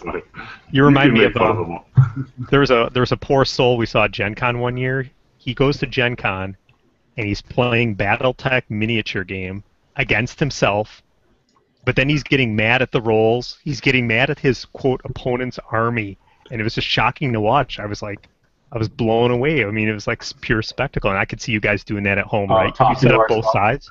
You have the corp and the runner set up, like pretend you don't know what's in the other guy's hand.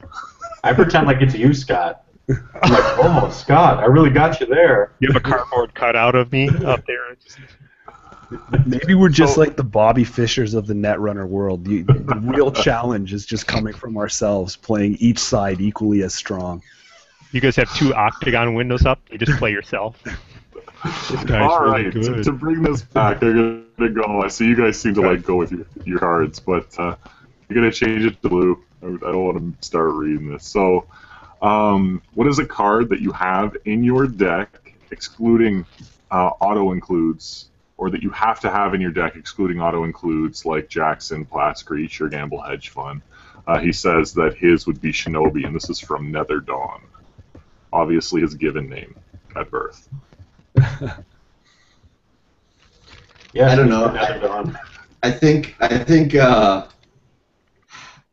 don't know. I don't think this deck or this question can really be answered because no, I can answer it for you, Greg. Yours is Caduceus. Every time I ask you about something, Caduceus. Is Caduceus in there? Is the Caduceus in there? Yeah, of course. Of course, you gotta have name his first child that. No, I mean, I think there's certain cards that maybe I draw to. Like, I think I've gotten pretty good at the taxing style, so you might see me playing Toll Booths and Caduceus in those kinds of decks, but at the same vein, like, I like to play other decks where taxing isn't what I'm trying to do, so I'm probably not going to play Caduceus in those decks, or Toll Booth. So, I don't know. I mean, yeah, I tend to draw to those cards, maybe because that's the strength of how I play. Like, taxing might be sort of the way I like to think about the game, so they might come to me more naturally, but at the same time, I don't want to pigeonhole myself in a certain way of playing, so I try to play every card. I can kind of touch on this. I think as far as Genteki goes, because I basically always build a Genteki deck, Celebrity Gift is an auto-include for me. And yeah, basically in any deck, but a card ID that, or like an idea that I really like in most of my corp decks is like recursion cards, like Archive Memories and Interns. I find that the utility that you get from those, like as opposed to Jackson bringing them into your deck, just getting them in your hand when you want them, I find is a huge asset. And I really like Rook as a runner. So that's those are two things that I like to really include from both sides. I got a quick one here. Jesse Vandover PM'd me. He's the guy who just won the Atlanta Regional. Good guy. He top 4 at Worlds. He said Eli. I think that's a good one. The 1 influence cost. It's a taxing card. I've used it in a lot of builds. Personally, I like Troubleshooter. I don't know why I love that card so much, mainly because it usually leads to bad things, bad times, if you will. And 1 influence as well. Runner side, I like Deja Vu. I don't know. 2 influence, very versatile. You can get any card out of the discard. Not that I play it in every deck, but it can get you out of a tough time.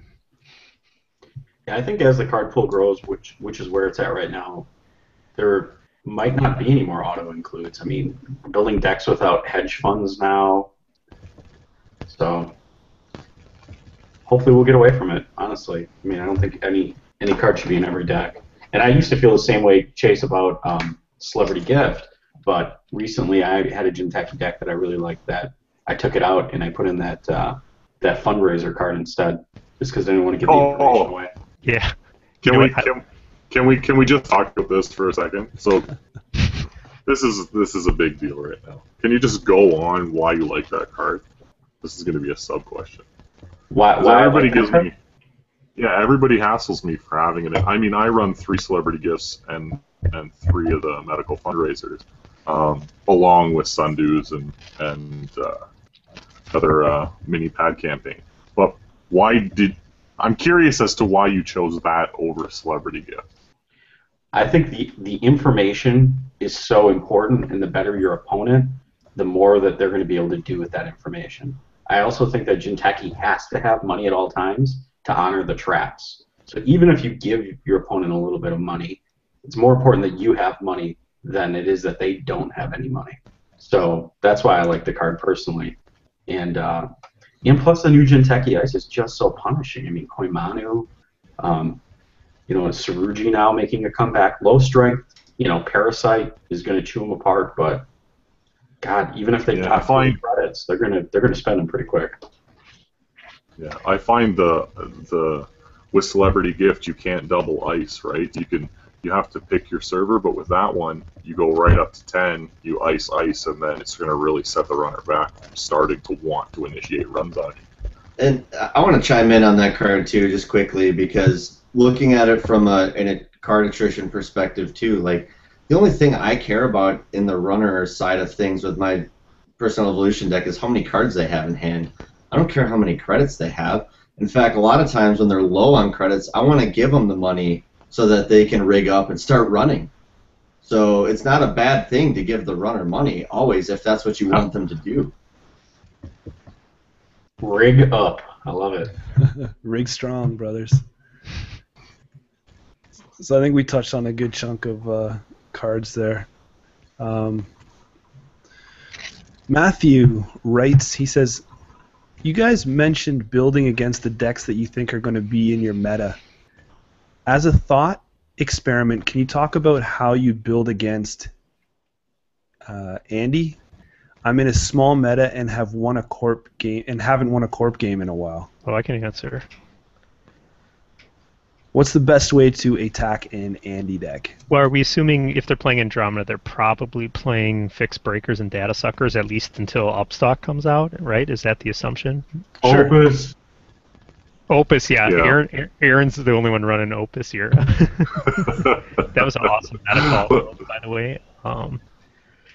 I went in the Worlds with the idea that I have to beat this deck, and that's why I played an HB, as I call it, slow advance, with basically end the run, ice, and program destruction. And the idea is I'm just going to ice every central server 2 or 3 deep, wipe the viruses, and now good luck. Come on in, and then I'm going to start on the remotes. And maybe that's the way to do it. That's why Next Design gets the leg up. I know it doesn't have the econ, but I think if you can take care of the centrals first, you can stop Andromeda and shut out HQ. No siphons. I think she's not that tough. She's good though. There's she's a deck good, yeah. There's that there's Haas Thyroid Engineering the Future deck where they double biotic out an efficiency committee, and then they use you could do this at $0. They use the install to gain a credit. They use that credit to advance the agenda, and then they use the efficiency committee token to use a shipment from Sansan and score out at no money. So the account siphons are useless. Basically, you're scoring everything out of hand, so they never really get to run on anything. That's a deck that really, really wants to play against Andy. And again, you actually win with no money. So that's one thing that's really good against her. You know what the designers would say? Sweep, sweep. I'll just chime in and say honestly, I think Andy, the Redcoats, is one of the best matchups I can have. Of course, Greg. Yeah, why not? Yeah, go on. I'm not. It is what it is. It's a good matchup. Greg, high five, brother. High five. Right here, boss. Call it like I see it. Yeah. It's good. It's really good. Brian Lovejoy writes in, is there hope for Wayland because we built it identity? The upcoming Advanceable Ice and Neo Tokyo City Grid have me thinking it might be worth a try.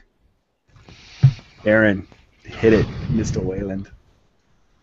But, I don't know. I actually think Greg has a better We Build It deck than I've ever built. I played him in Octagon with his like a month ago or so, and I was pretty impressed with it. I like it.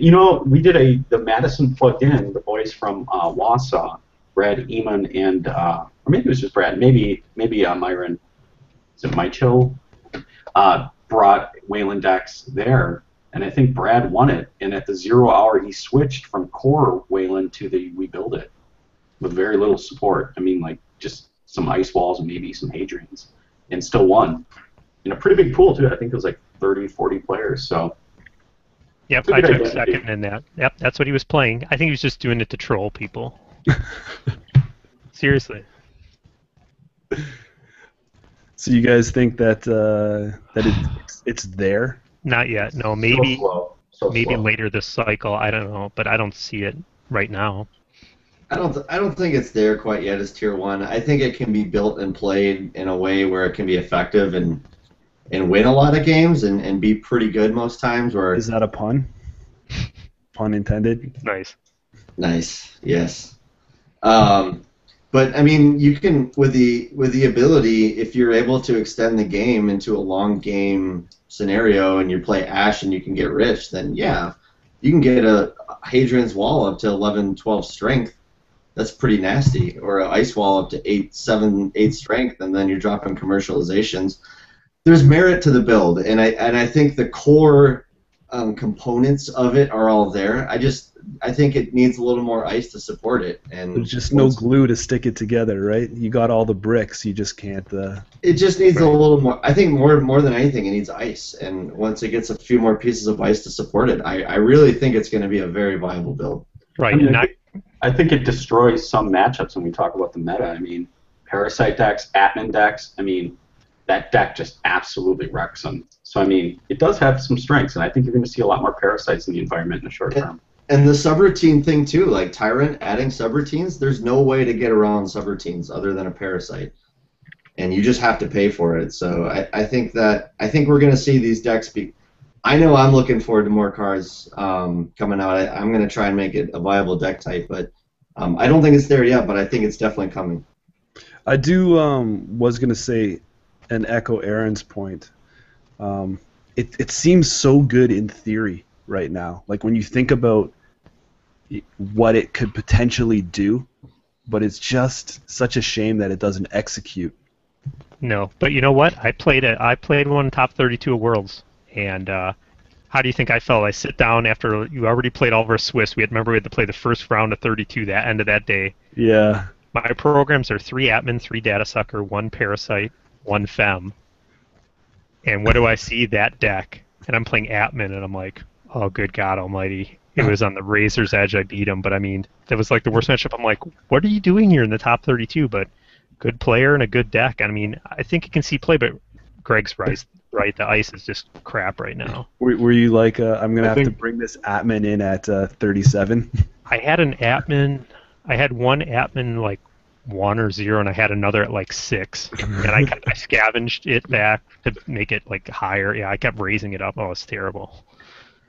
I just feel like I mean, I don't know about your meta necessarily, but down here we don't see Atman decks too much, so maybe that's kind of why they're declining. But I just think in comparison to the other, and I keep saying Blue Sun, but the other 3 identities that they have, it's just so much weaker than the other ones. Like No Grendel is if you're not doing core, Grendel is far better. And then by the time I think that we even start seeing the idea or the ice necessarily, I think Blue Sun's going to be out. It's going to trump it. That and the new Morph Ice is really cool. Like I don't know. Maybe that's going to be the part that really makes that deck really good. The Morph Ice and advancing and switching your subtypes and stuff like that. So has anybody played or tested Nasir yet? Will Turner would like to know. I have. Greg. I played like 2 games with it. It's loaded up. It's rezzed on Octagon, so to speak. But I don't know. I haven't cracked the code. I don't necessarily know how to play it. The nice thing about it is you can get away with, like, for example, playing a professional contacts turn 1 and then just go face check something. So you can run on 0 creds and know you're going to get money. That's pretty cool. But in the mid game and the late game, it gets kind of tricky. And I think there'd be plays where the corp might want to just, like, maybe even sack a piece of ice just to put, like, a quandary out to lock you down. So as soon as the quandary res, you're going to deal with 1 credit on a remote and you're not going to be able to get in. So I don't know. It seems like the corp, you're at the mercy a lot of what the corp can do to you. And maybe I admittedly I have not, like, figured out the code of how to work Nasir best or optimally, but it seems difficult. That's my limited experience.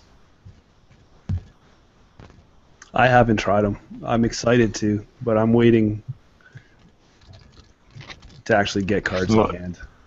If nobody else has tried them, we'll just jump on to Benjamin's question.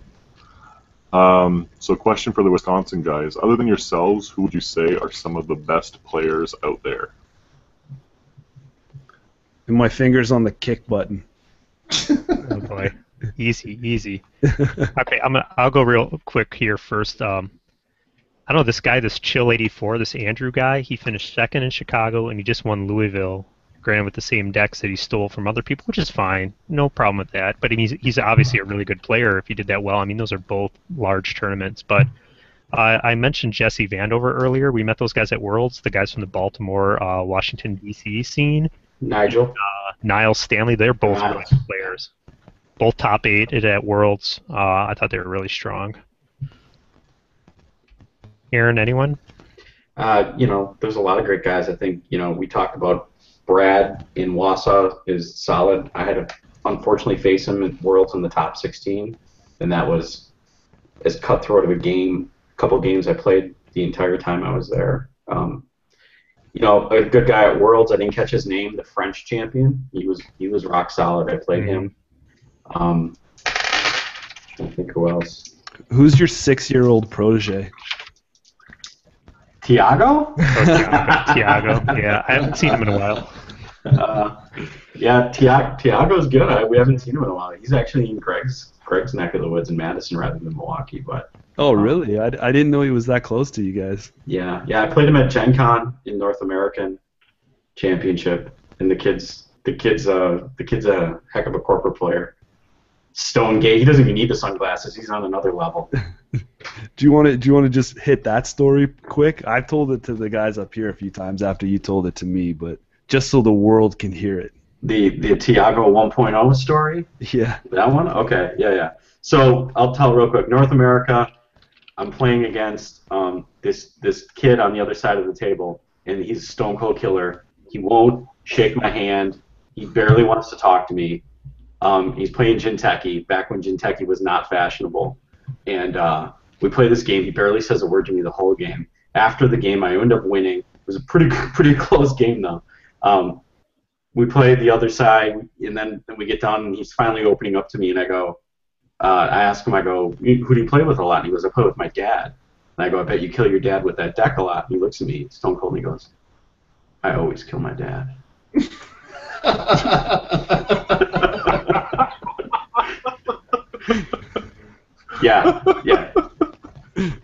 Yeah, you deal with that, right? That'll get in your head. So anyways, he and his father are at Worlds, and we get a pool of players going in the top, what was it, Scott, top 16? Yeah. Top 16, we've got myself, Scott, Andrew Veen, a bunch of people. Scott ends up strong-arming Veen into joining on the team. And we basically have the Tiago 1.0 team. So whoever won Worlds was going to have the card made. Tiago 1.0 is going to be a Bioroid Ice that was something to do with, you get to look at your own cards when it's encountered. Wasn't that it, Scott? Something like R&D look. Something akin to probably what Shiro does or Yagura. But yeah, but you'd also have to make him AP because he's pretty cold-blooded. He'd have to have some damage on there. Plus one Netrunner or 2 if you're a father. And it was it something only play in new sleeves? Oh yeah, God. Oh, flavor text. I always kill my father. I thought you were gonna tell about the card sleeves. Oh yeah, we can do that one quick. So at Worlds, this didn't happen to me. He played another guy, and it's down to the last turn. The guy's playing Corp, and Tiago's running, and Tiago's got 1 click left, and he goes, the guy's got an agenda advanced, and Tiago can't get to it, and Tiago goes, okay, well, good game. And the guy goes, why don't you run R&D? You can get in. It's wide open. I mean, if it's an agenda, you win. And Tiago goes, well, why bother? It's not an agenda. And the guy goes, what? So they finish the game. The guy scores and wins. He flips the card, and it's not an agenda. And then Tiago goes, the next card's an agenda. And the guy flips it, and it's an agenda. And the guy loses his mind, right? Turns out Tiago read this guy's sleeves and decided that he must switch out his other cards more and not switch out his agenda pool, so his agenda sleeves are worn differently. So he knows where the agendas are. That's deadly. How old was he, did you say? Like 9 or something? Or? I don't know. Like 10 or something? Greg, what do you think? He's a robot. He's somewhere between 12. He's probably around 12, 13. 12? Okay. My best guess. He's got soccer camp where he'd be like killing people right now, probably. He always kills those people. Well, I think we waited long enough for them to say your name, Jameson, because they played you before, right? I've never played James. Some of the best players. Oh, okay, sorry. Sorry, at Worlds we were in the upper tiers. Jameson, I think, he was down. No, me and Jameson were at the bar. The correct term that we like to call it is high middle. Like on the cusp. Right. I heard a lot of men claim to date high middle. Hey, at least he had his passport. That's true. At least it was All there. right.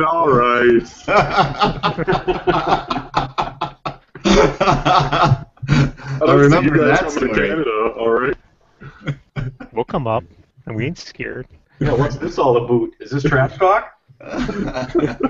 Give us a reason, man. I'll tell you what, the Worlds, on a quick note, it is worth going. I know it can be expensive for a lot of people, but man, it was a blast. And man, the prizes you rake in for it, not that I'm a prize whore, but it was fun.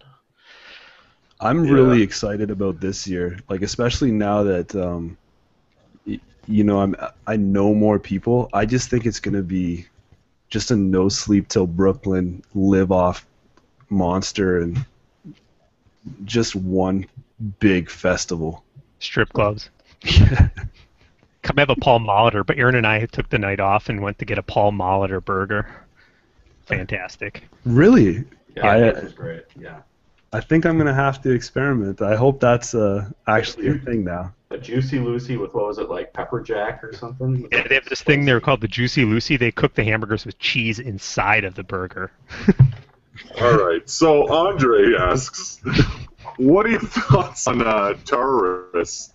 I think that's how you pronounce it. I'm thinking it could be especially good with Troubleshooter to make the trace hit again and make the runner lose some plascretes. So for everybody online who doesn't know, I'm not going to butcher the name again, but it's Wayland Ice to influence, again, going off of spoilers that aren't confirmed yet, but Reses for 5, it's a strength 5 century, and it initiates a trace 2 if successful, trash a piece of hardware. If your trace strength is 5 or greater, trash a piece of hardware.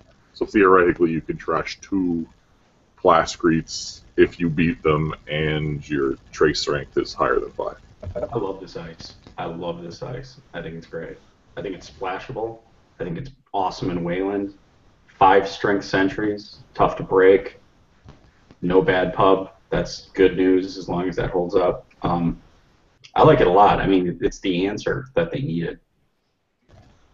And that second trace, when the second effect, that's a guarantee. It doesn't matter what the runner spends if they don't break it. Killing them. Yeah. Everybody runs hardware of some kind, even if they're not putting their plascretes in play. That's a good card regardless, right?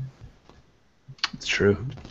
5 for 5 for a century is just a good deal no matter what, but that ability, you're right, is just it's exactly what they need. Put that in making news, right? Now you're 1 credit away Yeah. from an auto trash if they can't break. And the influence is really good, assuming that it still stands, but yeah, that card is going to solve a lot of people's arguments with auto-include Blastcreets and, you know, Desperados being something that wins people games and all this jazz. Like, it's definitely going to be able to, you know, all the monolith decks that are just running train on everybody right now. You're really gonna regret that. Well, you know, I saw the guy who took second in San Antonio over the weekend. He's running Chaos Theory, Big Rig, no Blastcreets. Maybe that's the answer I've been thinking about. You know what? With Taurus coming out, just free your mind and let go of hardware altogether. You know? Decoy. No, I think New Andries. Decoy and Crash Base need to be considered, and New Angeles City Hall. Why not? I mean, think about I ran through Notch forever now. It's great. I think about that new. I think about Taurus, and I think, what if you did? I mean, imagine a point in a game, which we get to a lot, where somebody's got some hardware out or some memory out, and they've got 5, 6 MUs worth of programs, and you smack them with that and kill their MU, and then hit them with a bad times, right? I mean, you could just wreck their rig without ever having to trash a program. Yeah, that's so true. Kill the MUs. I like it. It's a great addition to the game, memory attack.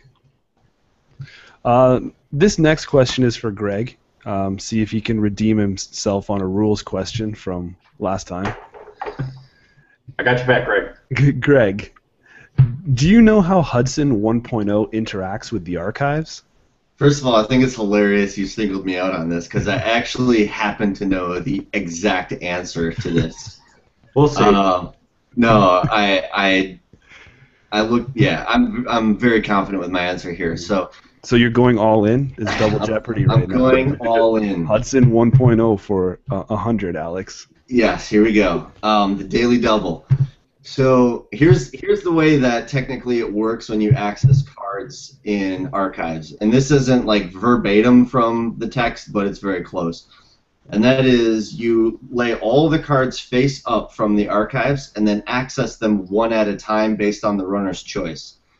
So in this particular example, if the Hudson 1.0 subroutine has fired, you will put all of the cards up face up, and the runner will choose one card and access it. Kentucky hates that. Indeed. Yeah, I agree. Hence why they don't do that. So that is the answer. Perfect. That's correct. Bingo. Give them that daily double. Status reclaimed. We'll just jump on to Scott's question then. Why do you think Archer doesn't see much splashing? Every corp will have 2 for 1s or 2 for 0 agendas. So often when I end up rezzing it, it ends up setting the runner super far back, and they often never recover. I love Archer. I've played it. Go ahead.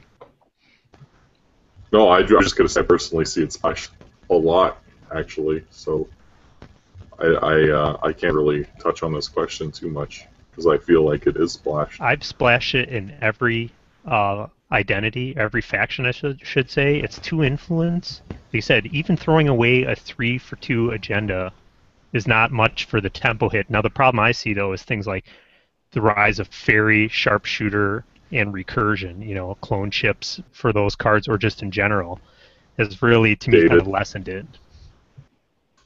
Yeah, it's definitely lost some juice recently. I mean, definitely with the rise of Fairy, but I mean, it's the best ice, really. I mean, in terms of subroutine strength, massive cost to res, but deadly.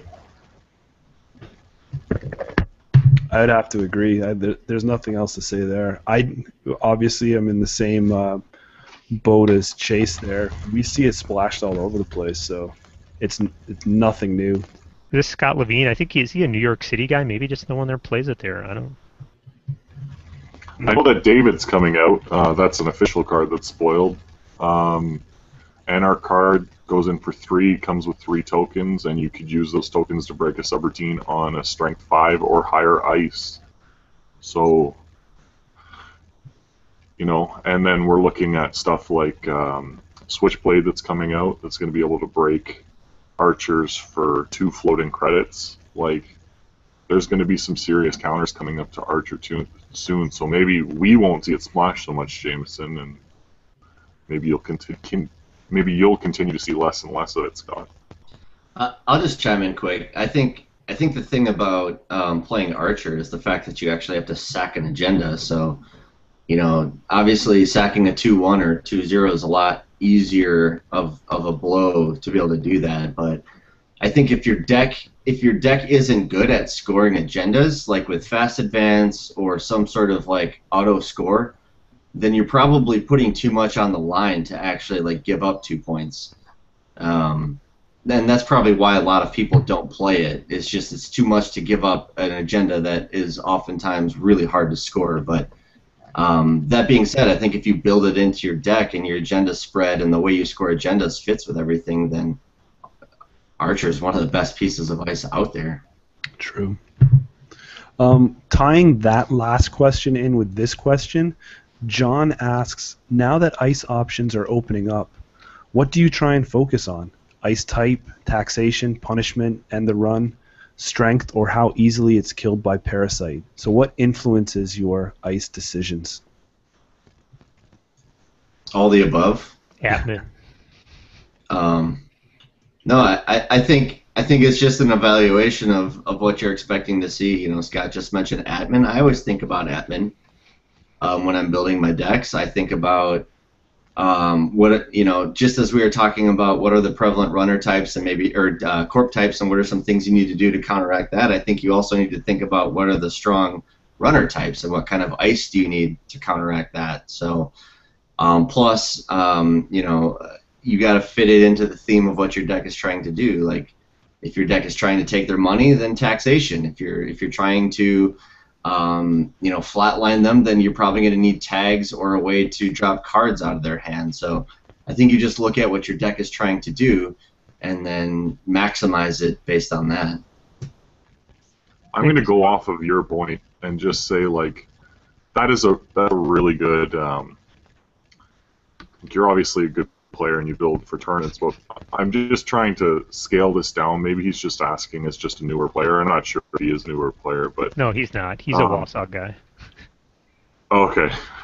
Well, to any newer player that's watching, I think it's a good idea to have a varied, like a varied suit of ice. So you want, you know, an equal amount of barrier, sentry, and code gates, just to make them have to find specific things. And strength is a huge deal with that, as everybody's mentioned with admin. But you really want to figure out what your deck is built to do. If you want to score out fast, it needs to be cheap and to run ice. If you want to play a longer game, so you want to tax them. So that's, like, just focus on what you're doing and build for that. I think that's a really good point for new players coming on.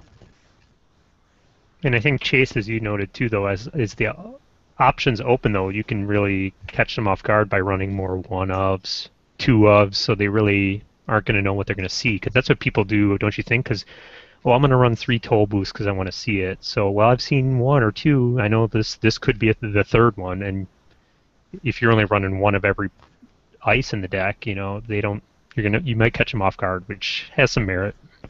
Yeah. I do something a little different sometimes, and that's the card I hate the most in the world, which is Yogg. So sometimes I'll build a deck and only put 1 code gate in it and like a quandary, because they'll hit it and then they'll go get their Yogg, and then I'll just try to build, you know, maybe barriers or sentries or something. So otherwise, I agree with everything else that was said.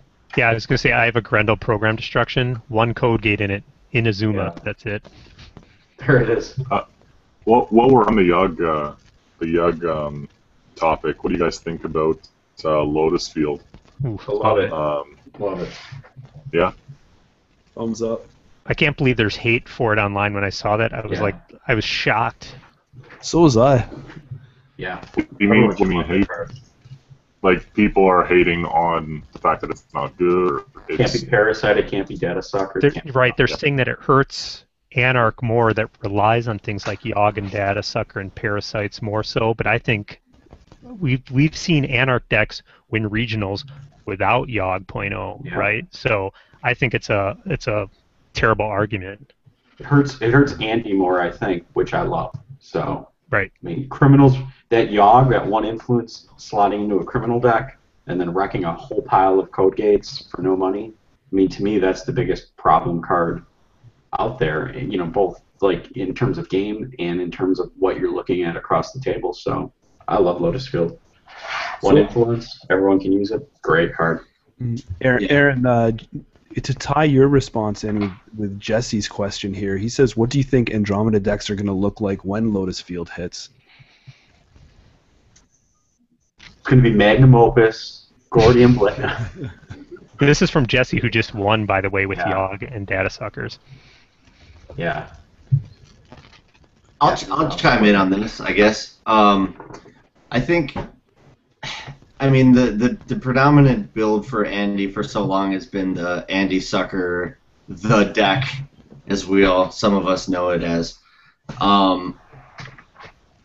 Personally, I think we're going to see Andy decks look more flexible with like Gordian Blade, for example. I've always played Gordian Blade in my criminal decks, and like the way that I play my Andy deck now is instead of using runs to fuel, with Data Suckers and Desperado, instead of using runs to fuel everything, I'm basically just using economy to fuel everything. So whether it's Underworld Contacts or Katie Jones or Professional Contacts, the new prepaid suite is a great way to become self-reliant economically without needing Data Sucker or fixed breakers, so to speak. So I think as long as you have econ to supplement flexible breakers, it's just as viable a way. The only difference is that it tends to lean a little bit more on the long game, playing it that style. So you might need a few like short game counters, like maybe the Source or Imp or something along those lines. So what about this dirty word, Peacock? Yeah, why not? I mean, if you need to save the influence, the thing about flexible breakers is that if you have the money, it doesn't matter. So that's sort of the criminal thing is that personally I still play Gordian Blade in my Andy deck because I like how strong Gordian Blade is, but I could get away with playing a Peacock, probably save that influence and put it somewhere else if my deck really needed that, as long as I can cover the economic gap it takes that the Data Suckers and Desperado are currently covering. So I think that's like, you just got to look at it as a function of what is Data Sucker and Desperado really doing. Well, it's giving you more money and more resources to be able to fuel further runs. So you have to be able to supplement that with something else, which is flexible breakers and money. That's how I see it. I see it being like like the game within the game almost. Like it's more meta dependent because, like when I look at it personally, I'm like, is it taxing? No. Is it going to end the run? Yes. Is it worth me taking out cards that I have set towards my code gates like Tolduths and Shri and Yuguras? And to me, like, my answer is no. But I know that it's going to be one of those cards that change the meta, and somebody's not going to be able to make a Yugg-dependent deck anymore. So I see this game going on behind game where, it's almost like, oh, well, Swordsman's out, Wraparound's out, so now the whole thing explodes, and it doesn't actually even like reappear. It just kind of stays out, and everybody knows about it, and then the game just moves forward with all these changes. And I don't think many people are going to use Lotus Field personally. I could see like the faster style decks that are trying to rush out agendas. I could see them liking Lotus Field, but it's not a taxing piece of ice, in my opinion. See, I don't know. I kind of disagree with you on that. I think that, what are the things that are going to be able to beat it? It's going to be a Torch obviously destroys it, but I don't think Torch is super popular. Gordian Blade's going to cost 3. Do you know who I play against? You've played TPS Viper and Jameson, right? Both of them use Torch. So Okay. this is my meta. This is my meta. Fair enough. But I think in general, Torch is probably one of the least played breakers for code gates. So I don't know. I think it's strong against the central breaker only, whatever that's called. It costs 3 to break that. It costs 3 to break it with Gordian Blade. Great. I'm not saying it's bad by any means. I think there are viable decks that are going to play it. I'm just saying, in my deck, I don't think it's going to tax enough. So I'm just glad that I don't have to run it because it's going to make the meta shift around it without me even playing. I see what you're saying. You know what I mean? That I think it's a phenomenal ice. I just, I want multiple subroutines and stuff like Toll Booth. You know what I mean? But I think what I love about it the most is the fact that it's just like it's so simple in what it does. It's just like a hard ETR at 4 strength. That's in just that in of itself at 1 influence. I think is really good. What about the beauty of the art? I haven't seen it yet. Here's the thing. I think Chase is right. The idea of it out there is going to scare people, but even when you see that torch, you don't have to res every ice against every person. You have that Lotus Field out. Oh, here comes the torch. Well, that's garbage. I just won't play it. But I think I don't know. I think it's going to see a lot of play at 1 influence. I think a lot of decks are going to put 2 in.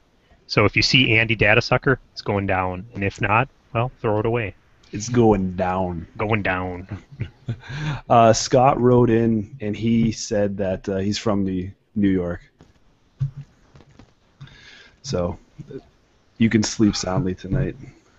All right, so I don't think we throw it away that much, but I mean, if anybody in New York is watching this and wants to connect, Scott, you threw away his last name, so I can't give him a shout anymore. Scott Levine. I think he's done a number of videos. He records and puts games up that he's played in tournaments. Yeah, I think I've seen his name pop up. So he's active in the community. All right, then quit being a whiner. So here's one for you guys. It says there are good players in Milwaukee. You just got to show up to play them. Oh, snap. We ducking. Yeah, it's true. You know what? Well, they play on a Wednesday night. And not a good night. And then they have a league and they charge $6 a week to play, and it's just like I'd rather play Aaron for free at a coffee shop, They have the kings in their own mind scenario. As long as they constantly each other, they don't have to go and lose to the local meta. Is that what it is? Hey, we're not kings in our own mind, man. We backed it up. Nordrunner keeps him humble on Octagon. Boom. Yeah. Count accepted. Yeah, super humbly names his deck. I'll be there every week now, guys. Don't worry. I'll see you on Octagon. Oh, yeah. What do you guys think of Currents coming out? Are you looking forward to it? No. This is Jameson's favorite question. That's my answer though. This is the thing that keeps me up at night. Your wife is asking you to get counseling, but it's really just currents. Yeah. Are you having an affair? No. It's just Currents. Okay, so let's actually dive into this a little bit. What is it that you don't like about currents? Is it the fact that you feel like there's going to be 1 or 2 decks at a tournament that are going to use them and you are not going to run them? Do you feel like they're going to change the game too much that people are going to need to run them? Or what? Well, for me, I'm not worried about the Currents being played against me, because there's enough 2-for-1s out there now that you could score one quick, get it wiped, blah blah blah blah. Being a deck builder at heart, I'm more worried about how am I going to slot these things in. You got Net Celebrity though. It's basically your card. I'm gonna draw a picture of you on that card. I don't know. What do you feel like, Eric? Oh, sorry. I thought you were done. I mean, I think currents are cool. I I think it's going to be an interesting mechanic. I don't think you even have to slot them. I think as long as you're capable of scoring and pushing agendas, maybe they'll increase the tempo of the game a little bit because people will be trying to get out from underneath the conditions that they're under and try to push an agenda, a turn earlier than they want. Maybe it's a trap. I like it. I think they're interesting. Definitely too early to tell, but. So do you think then that it's just going to keep the game on a fast track, or a fast advance style of play? Well, I think it's another feather in the cap with fast advance, right? Because they can just deal with it without using card slots. They can just pound them out of there. Yeah, the Corp has more control over them for sure. Have you seen any? I haven't gone through the spoilers, but have you seen any though that you feel are extremely powerful? The NBN one that costs 0. It's 1 influence, and you get to name a card. And if the runner plays that card, you gain $10. That one's pretty powerful. Yeah, I you wonder gain if $5 off of them account siphoning you. Right. Do you think they came up with the current mechanic just so they could create that card to counter account siphon instead of just banning account siphon? See, it does seem that way. I don't know. It's an interesting mechanic. It's something else we have to meta for now. It's not critical, but I don't know. Down the road, you could have some pretty powerful ones, I feel like. And I don't know. Was it necessary? I guess they felt like they needed to add some new mechanic to the cycle, I guess. I don't know. I think Psi is way more annoying, honestly. Well, if you're going to complain about a new mechanic, that would be the one I would target. At least you can control the currents a little more. Yeah, Psi. Well, ask Aaron about his Psi in England. Terrible. What? I think I accessed a future perfect 4 times on game point and lost every single time. Oh yes, I remember. Remember we talked about that. The force is not strong with you, so. No, it really isn't. I don't Greg know. was let's here move maybe along. laughing at me in our Octagon games. He nails me with Psi all the time too. It's he's not here to defend himself or hear your To praise. gloat, so I'm all about it. He can't defend himself anyhow. Well, the move on. tug of He's back. He's back. Oh, quiet. The tug of war mechanic is not something that's new to card games. So that's all basically the currents are, right? Push and pull, push and pull. One out, one in. I think new concepts like that are good for the game, whether or not they even become used. I think it's going to be like Jameson says. People are going to want to slot them in, and they probably won't. But there might be one serious meta card like that NBN card that just gets in there all the time, and it's worth putting in your current. You know what I mean? We've seen a lot of them now, so, Well, what's the one that neutralizes your identity? That's the Gentech one, and it's terrible. The other one worth noting is, I think the 2 best ones are probably the NBN and the Wayland one. The Wayland one, you gain $1 every time the runner makes a successful run on you. That's pretty fun, if you ask me. Low agenda density. That's kind of cool. Do we not know them all? Do you list them? Is haven't. everybody else pretty familiar with them? The criminal one says that the Corp can only install 1 piece of ice every turn. The runner gives you a free click when you're running every turn, like a reoccurring credit. I think it costs 0. Yeah, I like the that Anarch one. one says the first ice you interact with the Anarch one gains -2 strength, other than Lotus Field, obviously. And the neutral on Corp gives all ice +1 strength. That one's pretty tight. That's lag time. Yeah, that's all I can remember right now. So they all have, they all have really, really strong abilities. Whether or not, it's just like Spags is saying, it's just something that you can definitely play around. And touch on Nord's points before, without, this seems like a floating asset almost. You know what I mean? It's something that both sides are going to be able to control more than just your sole biotic labor score something or what. I don't know. Yeah, I guess in think that it's interesting, regard, though. yeah, the concept, it's not an operation or an event, and it's not a resource or an asset, right? It kind of lives between the 2 worlds, and I guess in that regard, it is kind of a neat concept that, you know, it's an operation that hangs around, but it's easier to kill than an asset or a resource, right? So I guess they could be fun. I don't know, that criminal one ice a turn, that seems pretty strong. I think it really depends on what we're going to see. Like, if we start to see some currents really have a lot of value and shift the axis of a game, then I think as a deck building technique, you're going to have to start incorporating currents to counter those. So I think it's just a new wrinkle. It adds a new dimension to the game, which I think would be kind of neat and interesting.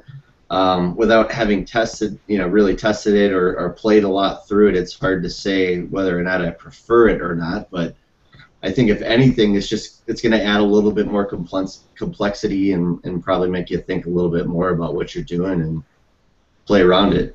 So it's been mentioned, but kind of to end this point, I just want to know, because you three are pretty top tier players, so just yes or no question: are you going to use currents? Do you feel like you're going to use currents? We won't beat around the bush. Do you feel like you're going to use the currents, Aaron? Yeah, I'll try them. Definitely. I mean, there's a couple that you discussed that I find very interesting.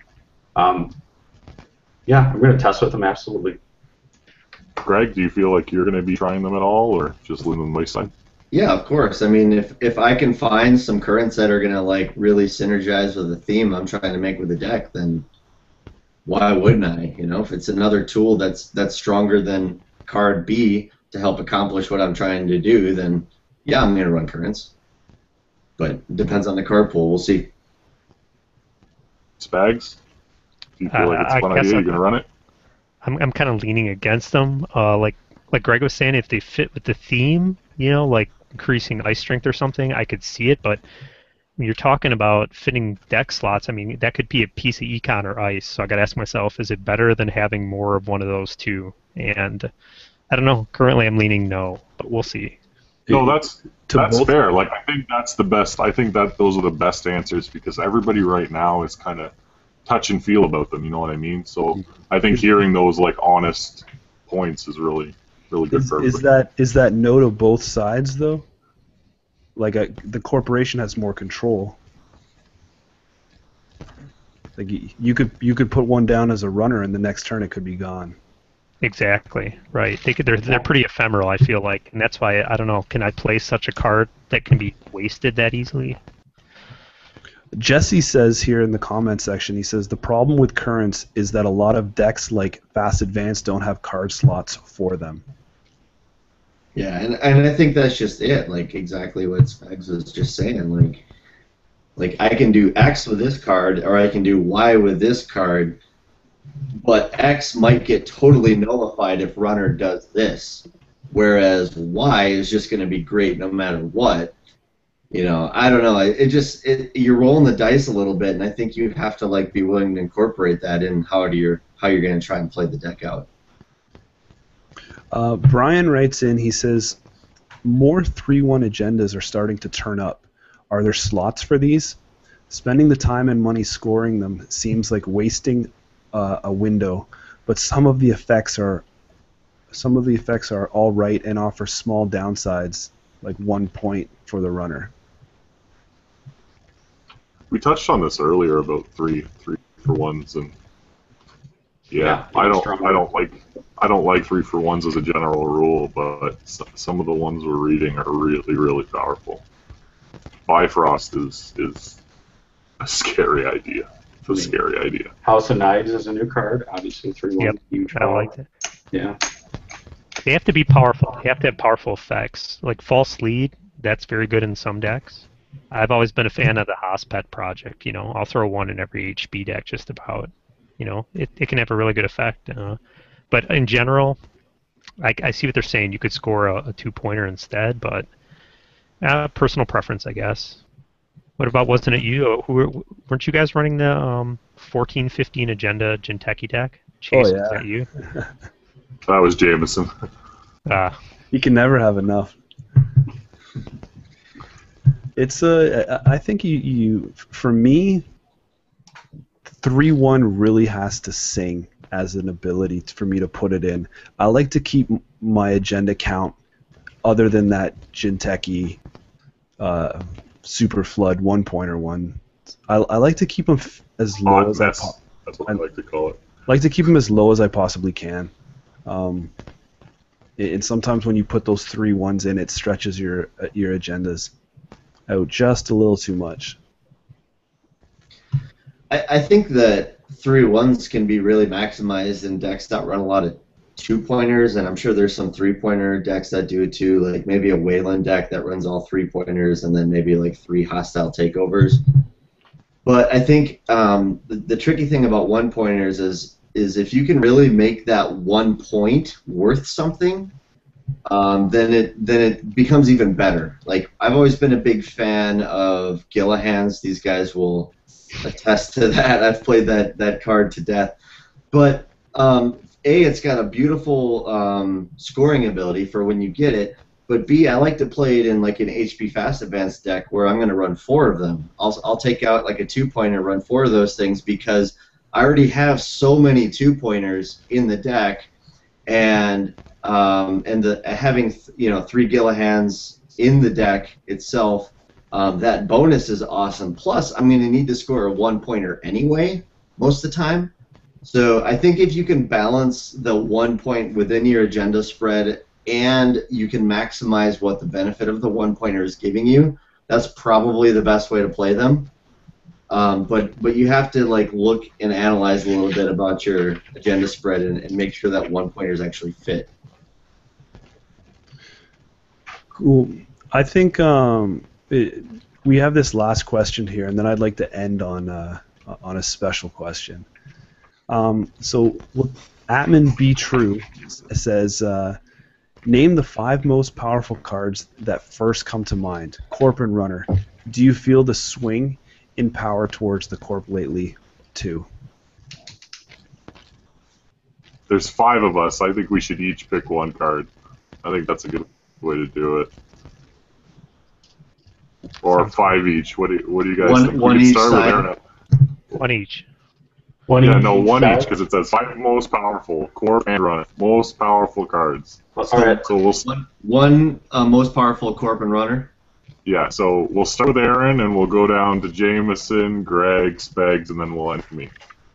I'm going to go on Runner first. I would say most powerful card and what I think is a card that's on the rise, Parasite. Jamie? My Runner most powerful card right now is probably Legwork. Tight. I think a lot of fast advances out there right now, and if you're fast advancing, you're pretty much running with a couple agendas in hand.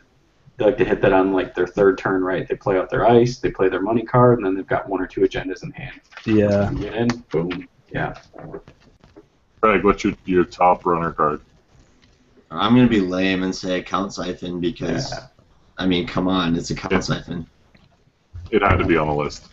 Yeah. Somebody had to do it. Spags, up. Yeah, even with the Lotus Field, I think Yogg 0.0 is still there. And if not that, Corroder's right there too. Sadly. I'm going to go on my broken record and say Aesop's. That's probably one of the most powerful cards for me. So now we'll jump to the top again. And Aaron, what's your... I really wanted Greg to say Calling in Favors, though. Corp card. I got, as a Wayland guy, I got to say Scorched Earth. I mean, wins the game. Yeah, can't argue with that. Greg, fire it up. Jamie, what's up? Oh, this is a hard one for me. There's so many that I could pick off the top of my head.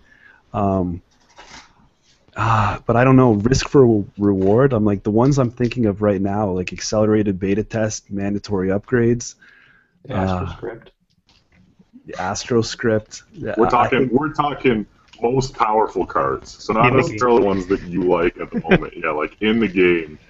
Like Greg hit the nail on the head with Account Siphon, right? And you were way off with Aesop, so I mean, I thought I fell in the middle somewhere. Nice. I don't know. Can someone come back? Pass on him. All right, Greg. What do you got? Archive memories. There you go. That's a good one. My lame, truthful answer will be Astro Strip because, I mean, come on. Yeah. You're the most honest on the show right now. Well, I mean, come on. Account Siphon Astro Strip. Let's be real. I mean, we have our preferences, but those are the ones that we got to really point the finger at, I think. What about you, Spags? Well, AstroScript's strong, but it's only used in one faction. I think Sand's just as much a problem, and you see it in multiple factions. Yeah. Also, I was getting yelled at on PM that no one picked Desperado. Disappointment. We're over it. That's what it is. Yeah. Chase, did you grab one yet? No, I'm up in the air with Caprice and Tollbooth, but I'm going to go with Tollbooth because it's easier to put in deck, and it's almost an auto-include. Tollbooth is what I'd rather say, but the honest answer is Astro Script.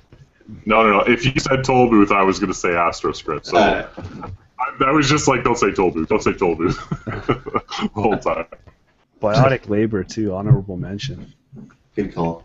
3 of the 5 are yellow cards. That's nice. Yeah. John says, I agree with Greg. I run Gila in a version of your Redcoats, and I will burn a Biotic Labor just to make sure I have the credit gen for the rest of the game. Ooh, Biotic Labor, Gila, huh? Seen Greg do it. Absolutely. That sounds a lot like test running for Magnum Opus that everybody likes to do. No, it sounds like a brilliant idea. Keep doing it, John. No, I'm not doing it at all because getting Magnum Opus for certain balls. I'll have you know, Chase, I draw for my Opus, and then I get ridiculed on YouTube for it. So. He's still salty about Worlds. No way. If he, I still haven't watched that second video, Scott, okay? I can't get by like the 4th minute. That sounds like the perfect slogan for a T-shirt. I draw for Opus. I thought you were going to say can't get past 4 minutes. Oh, boy. Challenge accepted. Under 13s are really confused. He's going to do it right now on the Hangout, people. This is the after hours. You wanted after hours. You got it. So the last question that I would like to Mark just said what no Jackson Howard that mentioned there. To hell with him. Yeah. Wait, how many yellow cards do you want in that list? Who uses Jackson Howard? I don't know. It's hard to it's hard to ignore Jackson. He's super. Noise would like it to go away a little bit, I think. The last question that I kind of want to touch on is Fantasy Flight has this uncanny ability to always release a pack a couple days before a major tournament that I'm entering. Did you write this? Yes, I'm making it up. Steve from Toronto wrote. Go Admirals. Yeah. What do you guys think? If you've looked at the list of supposed cards that are coming out, what should the cards? What should people be worried about? What are we actually going to see incredible deck builds going into any regionals that has access to Upstock? Lotus Field. 5 for 5 Century. Lotus Field, I can see. Well, I think Lotus Field's going to be put everywhere. But And Taurus. Taurus, Lotus Field, next Next Silver, Domestic Sleepers is tight. I think all the good cards that we quote unquote are seeing are all corp cards, which is a little disappointing because wouldn't it be nice if Runner was getting a nice push right now? Oh, I don't know. That Anarch priority is so good. You don't like it? Come on. Which one? Forge activation orders. Is it the one that basically gets trashed if you clear viruses? Is that what you're talking about? No, not that one. It's a priority. It costs you 1. You pick a server, and Corp can either res an ice or have you run the server. So if they res the ice, then you don't run. It's like a Forge activation order for Anarchs. With a run built into it. Yeah. So if they don't res it, instead of trashing it, you just make the run. It's great, especially for Nike. So what are you thinking? Like you can slam a Nerve Agent and then at the end of a turn No, or not something, even that. medium, and then do it. You just initiate the run, and because I find the hardest thing to do is to stick parasites. You know what I mean? You right? Because you don't want to run into everything necessarily just to parasite it. But if I can like sneak through and then you do it and then I parasite and worm through anyway, then I'm laughing. And it's also good to like really, really plan out your night runs too, right? If they already have one ice res in their ED server and it's already nighted, you make the run and they either let you through basically or you don't make the run and they spent money. And if you're playing Rena Roja, they spent a ridiculous amount of money. I just let you run. These are my thoughts. Greg, any cards you want the world to be aware of here in this set? You said you've dabbled around in a couple of them already, right? Yeah, I don't know. I think the next ice is definitely something to be aware of. I built a Harmony Medtech Rush deck with 12 influence being spent on next ice, and believe it or not, it was semi-functional. I mean, the nice. I don't think it's a great deck, but just the fact that you can get 3 or 4 or 5 subroutines on a piece of ice is pretty awesome. And you know, bronze can turn into something that can't be yogged. Gordian or Zoo becomes really expensive to break it, or Peacock or the Central Breakers. So I think this this next ice is really something to be watching out for, and I expect it to synergize non-coincidentally very well with the next identity. So I think we're going to see probably the next ID in general probably make a little bit of a rise, and but in general, I don't know. I think it's too soon to tell. I mean, we are all so blindsided by the quest completed notoriety deck that won. So I think that we'll just let the geniuses who deck build and win games figure it out, and we'll see what happens. Yeah, I'll send you something soon. Do it. I think the 2 cards that I could say that stuck out for me, I saw the Leprechaun there letting Shaper host programs, and also I was really, my mind started to really turn on that new NBN identity, not because of its ability, but because it has higher influence. Yeah, you can play the horizontal game, which is kind of fun. Yeah, I really like the new NBN. I'm glad you mentioned it. I think that's big. The influence is nice, but I just like the idea of a never advance deck. And, you know, it allows them to play some kind of, not mind games per se, but just that Jinteki, I'm just going to keep laying stuff out, and I get a benefit out of it. I used to love playing the NBN never advance, and now at least you get something for playing that style. Plus some influence. Yeah, and the 2 influence is nice. I don't know what I'm going to do with it, but yeah, I'm glad you mentioned it. I like the idea of it. Do you think people will get drawn to that ability though, or do you think, you know, it's going to be more of an influence play, same deck? Like, can we fit what can we fit in there now? Can we fit all the Scorches in some kind of other trap or biotic, or, you know? Well, I think it's interesting to. Go ahead, Chase. Sorry.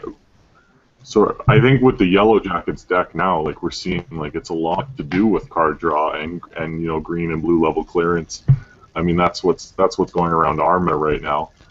So just having that built-in card draw is going to be really useful. I think that's going to, you know, go hand in hand with the style of deck the Yellow Jackets creator and everybody who plays that style of deck is already trying to do. It's just, you know, score, draw, score, draw, score, draw. It's just really fast-paced. Here's my take on it. I think that's a little limited.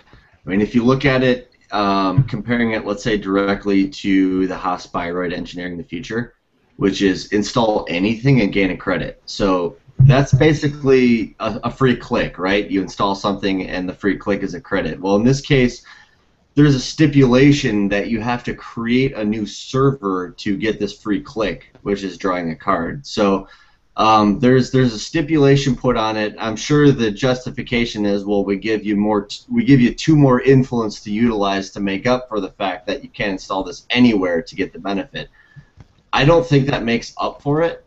because the amount of times and the amount of cards you draw where you actually, number one, can create a new server is limited, and then number two, where you actually want to create a new server is limited. So I think if you just look at it from a one-to-one comparison of engineering the future, which you can't really do, or honestly you can't put it all in a vacuum and say let's compare it. But if we're gonna do that, I think it's weaker, and I'm not sure that 2 influence makes up for the fact that I'm not going to get value out of it all the time. I messed around with. I built a deck with it and played a couple times with it. Granted, again, I don't think I built the best deck for this identity, but it's not always useful, and I think I'd rather play an identity that's going to be more useful. It's not the ability that I ever saw coming in NBN. I've been jonesing for a new NBN identity for a while, and yeah, unless we get some more, obviously I don't think the card pool is there to take advantage of this in NBN. I think you guys, I don't know, I mean, you're thinking the wrong way. I mean, especially even the Yellow Jackets, that's not an asset deck. Yeah, that's not what this is. I see marked accounts, pad campaigns, mental health, encryption protocol. Yeah. That's the deck I built, but still, there's only a certain percentage of cards that you're going to play that are always going to create new servers to get you that benefit, and additionally, you're not always going to want to draw that card. If you're vulnerable in HQ, you might not want, if your R&D stacked and HQ is a little vulnerable, you probably don't want to draw that. But Greg, the deck plays I feel like replicating perfection. You're going to keep putting these servers out, you're going to protect the centrals, and you can play even that new what's that new operation from Honor and Profit, gain 1 for every remote server you have. You're playing the horizontal game. You don't have to protect those assets because they're going to tax the hell out of the runner due to their cost, like a replicating perfection deck. You just put the sand. We'll see. I mean, that's the deck I built. I ran it about 3 times.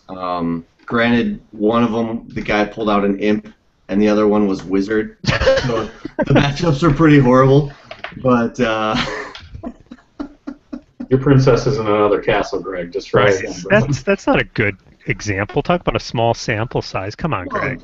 I admitted that. It's small sample, but there's limitations to it. Just play engineering the future then, I guess. That's I look at it fault. this way. You got to compare it to the other NBN decks out there, and it's providing something different. What if I don't want to run traceable items? I like this, and I don't want to run World is Yours, 40-card deck. I think it provides a nice alternative, like Jameson said. It's something you didn't expect out of NBN, and I like it. I like the design move of it. Think of the crux of it, though. You got to score agendas, so you shore up HQ, you shore up your central. So how do you score? Sand. Astrobiotics. I mean, or that. You're not getting the benefit off of a sand though. If you're installing on a sand, you're not getting the benefit of the ID because you're not creating a new server. No, I'm not saying it's bad. I'm just saying there's limitations to it. I don't think it's going to be a tier 1. We're going to see it winning a lot of tournaments. But we'll see. Right, when you're pushing through the sand, you're not drawing, but that's not the idea. I think the idea is your econs through the assets, and those will replace themselves as you play them out. And you play interns, they're going to trash your sands or whatever. You keep bringing it back. I don't know. Reclamation order, man. I mean, this. Yeah, there's a tight card. We have the influence. You have the influence, right? We'll see. It'll be intriguing. See, like you said, see what the geniuses online come up with. Get some mental health clinic in there. Right. Oh, yeah. Love that card. Mm-hmm. That's a godsend card. God, yes. Oh my God. Anything else stand out? I like the. I know it's early and it's not going to make an impact immediately, but I like the initial tease here of the Grail ice. I think once all those things come into play, I know there's some influence involved, right? But it's they're going to make a difference. Yeah, that's. I'm glad you mentioned that. I'm really looking forward to the Grail ice.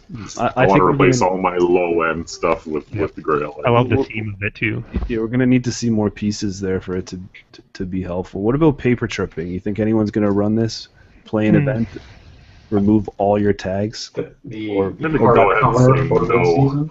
the time you get a chance to play it, is the damage already done, right?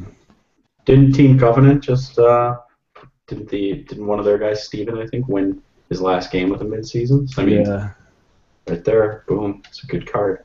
I like Bad Times. I think that card's great. because I really think you can combine that with some program trash and just program annihilate, right? I do like. I like the fact that it is tagged here as a neutral. So interesting neutral card. I like bad times with Art of Memories. Like just blowing up 4 right off the bat. That's probably what I'm going to do in my Genteki deck because it's no influence, right? Yeah, 0 influence according to this. Yeah. 2 questions just came in here. We'll just hit these up, I guess, quickly. How bad does this game need I've Got a Rock? I don't know what that means.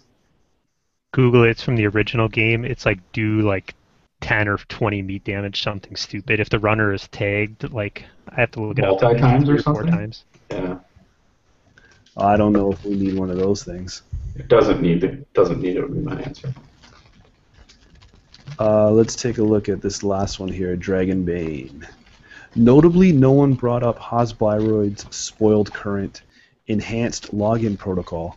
That card feels like the most potent current to me. As an additional cost to make a first run, not made through a card ability, on his or her turn, the runner must spend. I guess it kind of cut off there. To call enhance. They have to spend an additional click. Click, yeah. Yep. I think we've talked about this on the show before. I have never seen anyone successfully utilize the Hasbiroid taxing click system. You know, all this stuff that Biroid has so much stuff built in that makes the runner spend an extra click to run here or do this with a click, and we just haven't seen that deck hit yet. Well, I think the thing inherently about the click situation with Hasbiroid is that it's going to apply a lot more in the early game when they don't have breakers, because who cares about clicks in terms of ice, at least, once they have the rig out. So I think that the spending an extra click, obviously the cards that come to mind are going to be like River Valley, Strongbox, right? Or is it, yeah, Strongbox. Yep. So, you know, I think this is a theme that FFG has been teasing us with for a while. I'm hoping, you know, I'm glad that Dragonbane brought this up, because I think it's probably, there might be enough tools now to make this viable. I've messed around a little bit with Strongbox, not so much with River Valley yet, but, you know, I hope, I'm not convinced, but I hope that maybe this is the last piece it needed to make that sort of playstyle viable. But the only problem is that it's only going to be able to be maximized early in the game. So you know, later on in the game, those clicks become a little less important, but still annoying, I guess. Anybody else want some closing? Here, I brought up that I Got a Rock real quick for you. Okay. Yeah. What do you think of this? It looks like an asset. 3 cost, Perez, 2 trash cost, Node, Black Ops, click, and 3 agenda points you have to give up. Do 15 meat damage. Use this ability only if the runner has 2 or more tags. It looks like the corpse dropping a meteor from orbit onto the runner, essentially. I hope cards like this don't exist. Hulk Smash. Oh man, I'd be interested in the original game, because now that we have mid-seasons, basically nobody would ever not play this. It would just be, you know, rush out. You know, I wonder if you could do 3 separate agendas, or it has to be one agenda, like one 3-point agenda. I think it's just 3 points. I don't know. Stupid card. Yeah, that would be brutal. Yeah, I don't want to just downplay his question at all, but yeah, I personally hope it doesn't come in. All right, so closing thoughts across the board. You guys want to comments or anything that didn't get touched on that you just like to clarify? Put on record. Aaron, what do you got? Give us some closing thoughts. Deep thoughts. I guess I would just say, you know, like one tip that I would put out there for people that are playing tournaments would be your preparation. I mean, we hear a lot online about people getting tournament fatigue, and with the new format, it seems like if you're going to do well and you're going to make it to the cut, you could be there for a whole extra 4+ hours. So fatigue's such a big factor. One of the things one of my other hobbies is I do competitive pistol shooting, and in that, one of the big things is to make sure you have water, power bars. You bring that stuff to the table, bananas, just to keep yourself powered up. So I would think about that a lot. What you can do to prepare yourself mentally and physically as you move forward, because I've seen some really great players do really poorly at the end of the night because they're just fatigued, drove a long time. So that's so true. So I guess that would be kind of my final thought, and I just want to thank everybody, Scott and Greg. I owe a lot to those guys. They made me the player that I am, and, steel sharpening steel, Scott and I just constantly going at each other, week in and week out, trying to make ourselves better players. All the great guys in Wausau, it's great to meet them. The Baltimore guys, Jesse, who is on, and Niles. And then Tim Bunn from Team Covenant, who I got to play at Worlds, is a great guy, too. So shout out to him. Nick Soto, Corwin, I can't remember his last name, and John Reese. Those are the guys I wanted to highlight as great guys I played. So, and you Bad Pub guys, thanks for having us on, man. No problems. That was you were one Jesus away from an Oscar speech there. And Matthew McConaughey. I want to thank Matthew McConaughey. That's going to be a new thing at tournaments now. Everyone's going to sit down and do it. I don't know. People might see that as being a little too, aggressive. Oh, you gotta get. That's how to take early board control. People are not sensitive like that, Scott. Don't worry about it. Oh, please. Have you been online? Too many times. Yeah, Well, thanks, perfect. guys, for inviting us on. I just want to say thanks a lot. It's been fun. Greg, last minute words of wisdom? No, I had a blast again, as always. Definitely feel better with having my two homies next to me on the show. So there is no Greg on this show without these two guys. So happy to be represented with these guys. But no, thanks a lot for having me on, and hopefully we can do it again sometime. Yeah, most definitely. Appreciate the time, everyone. Thanks, everyone, for tuning in and writing your questions, and wherever you are in the world, staying up with us. All right, thanks, guys. Peace. Yeah, it was nice meeting you.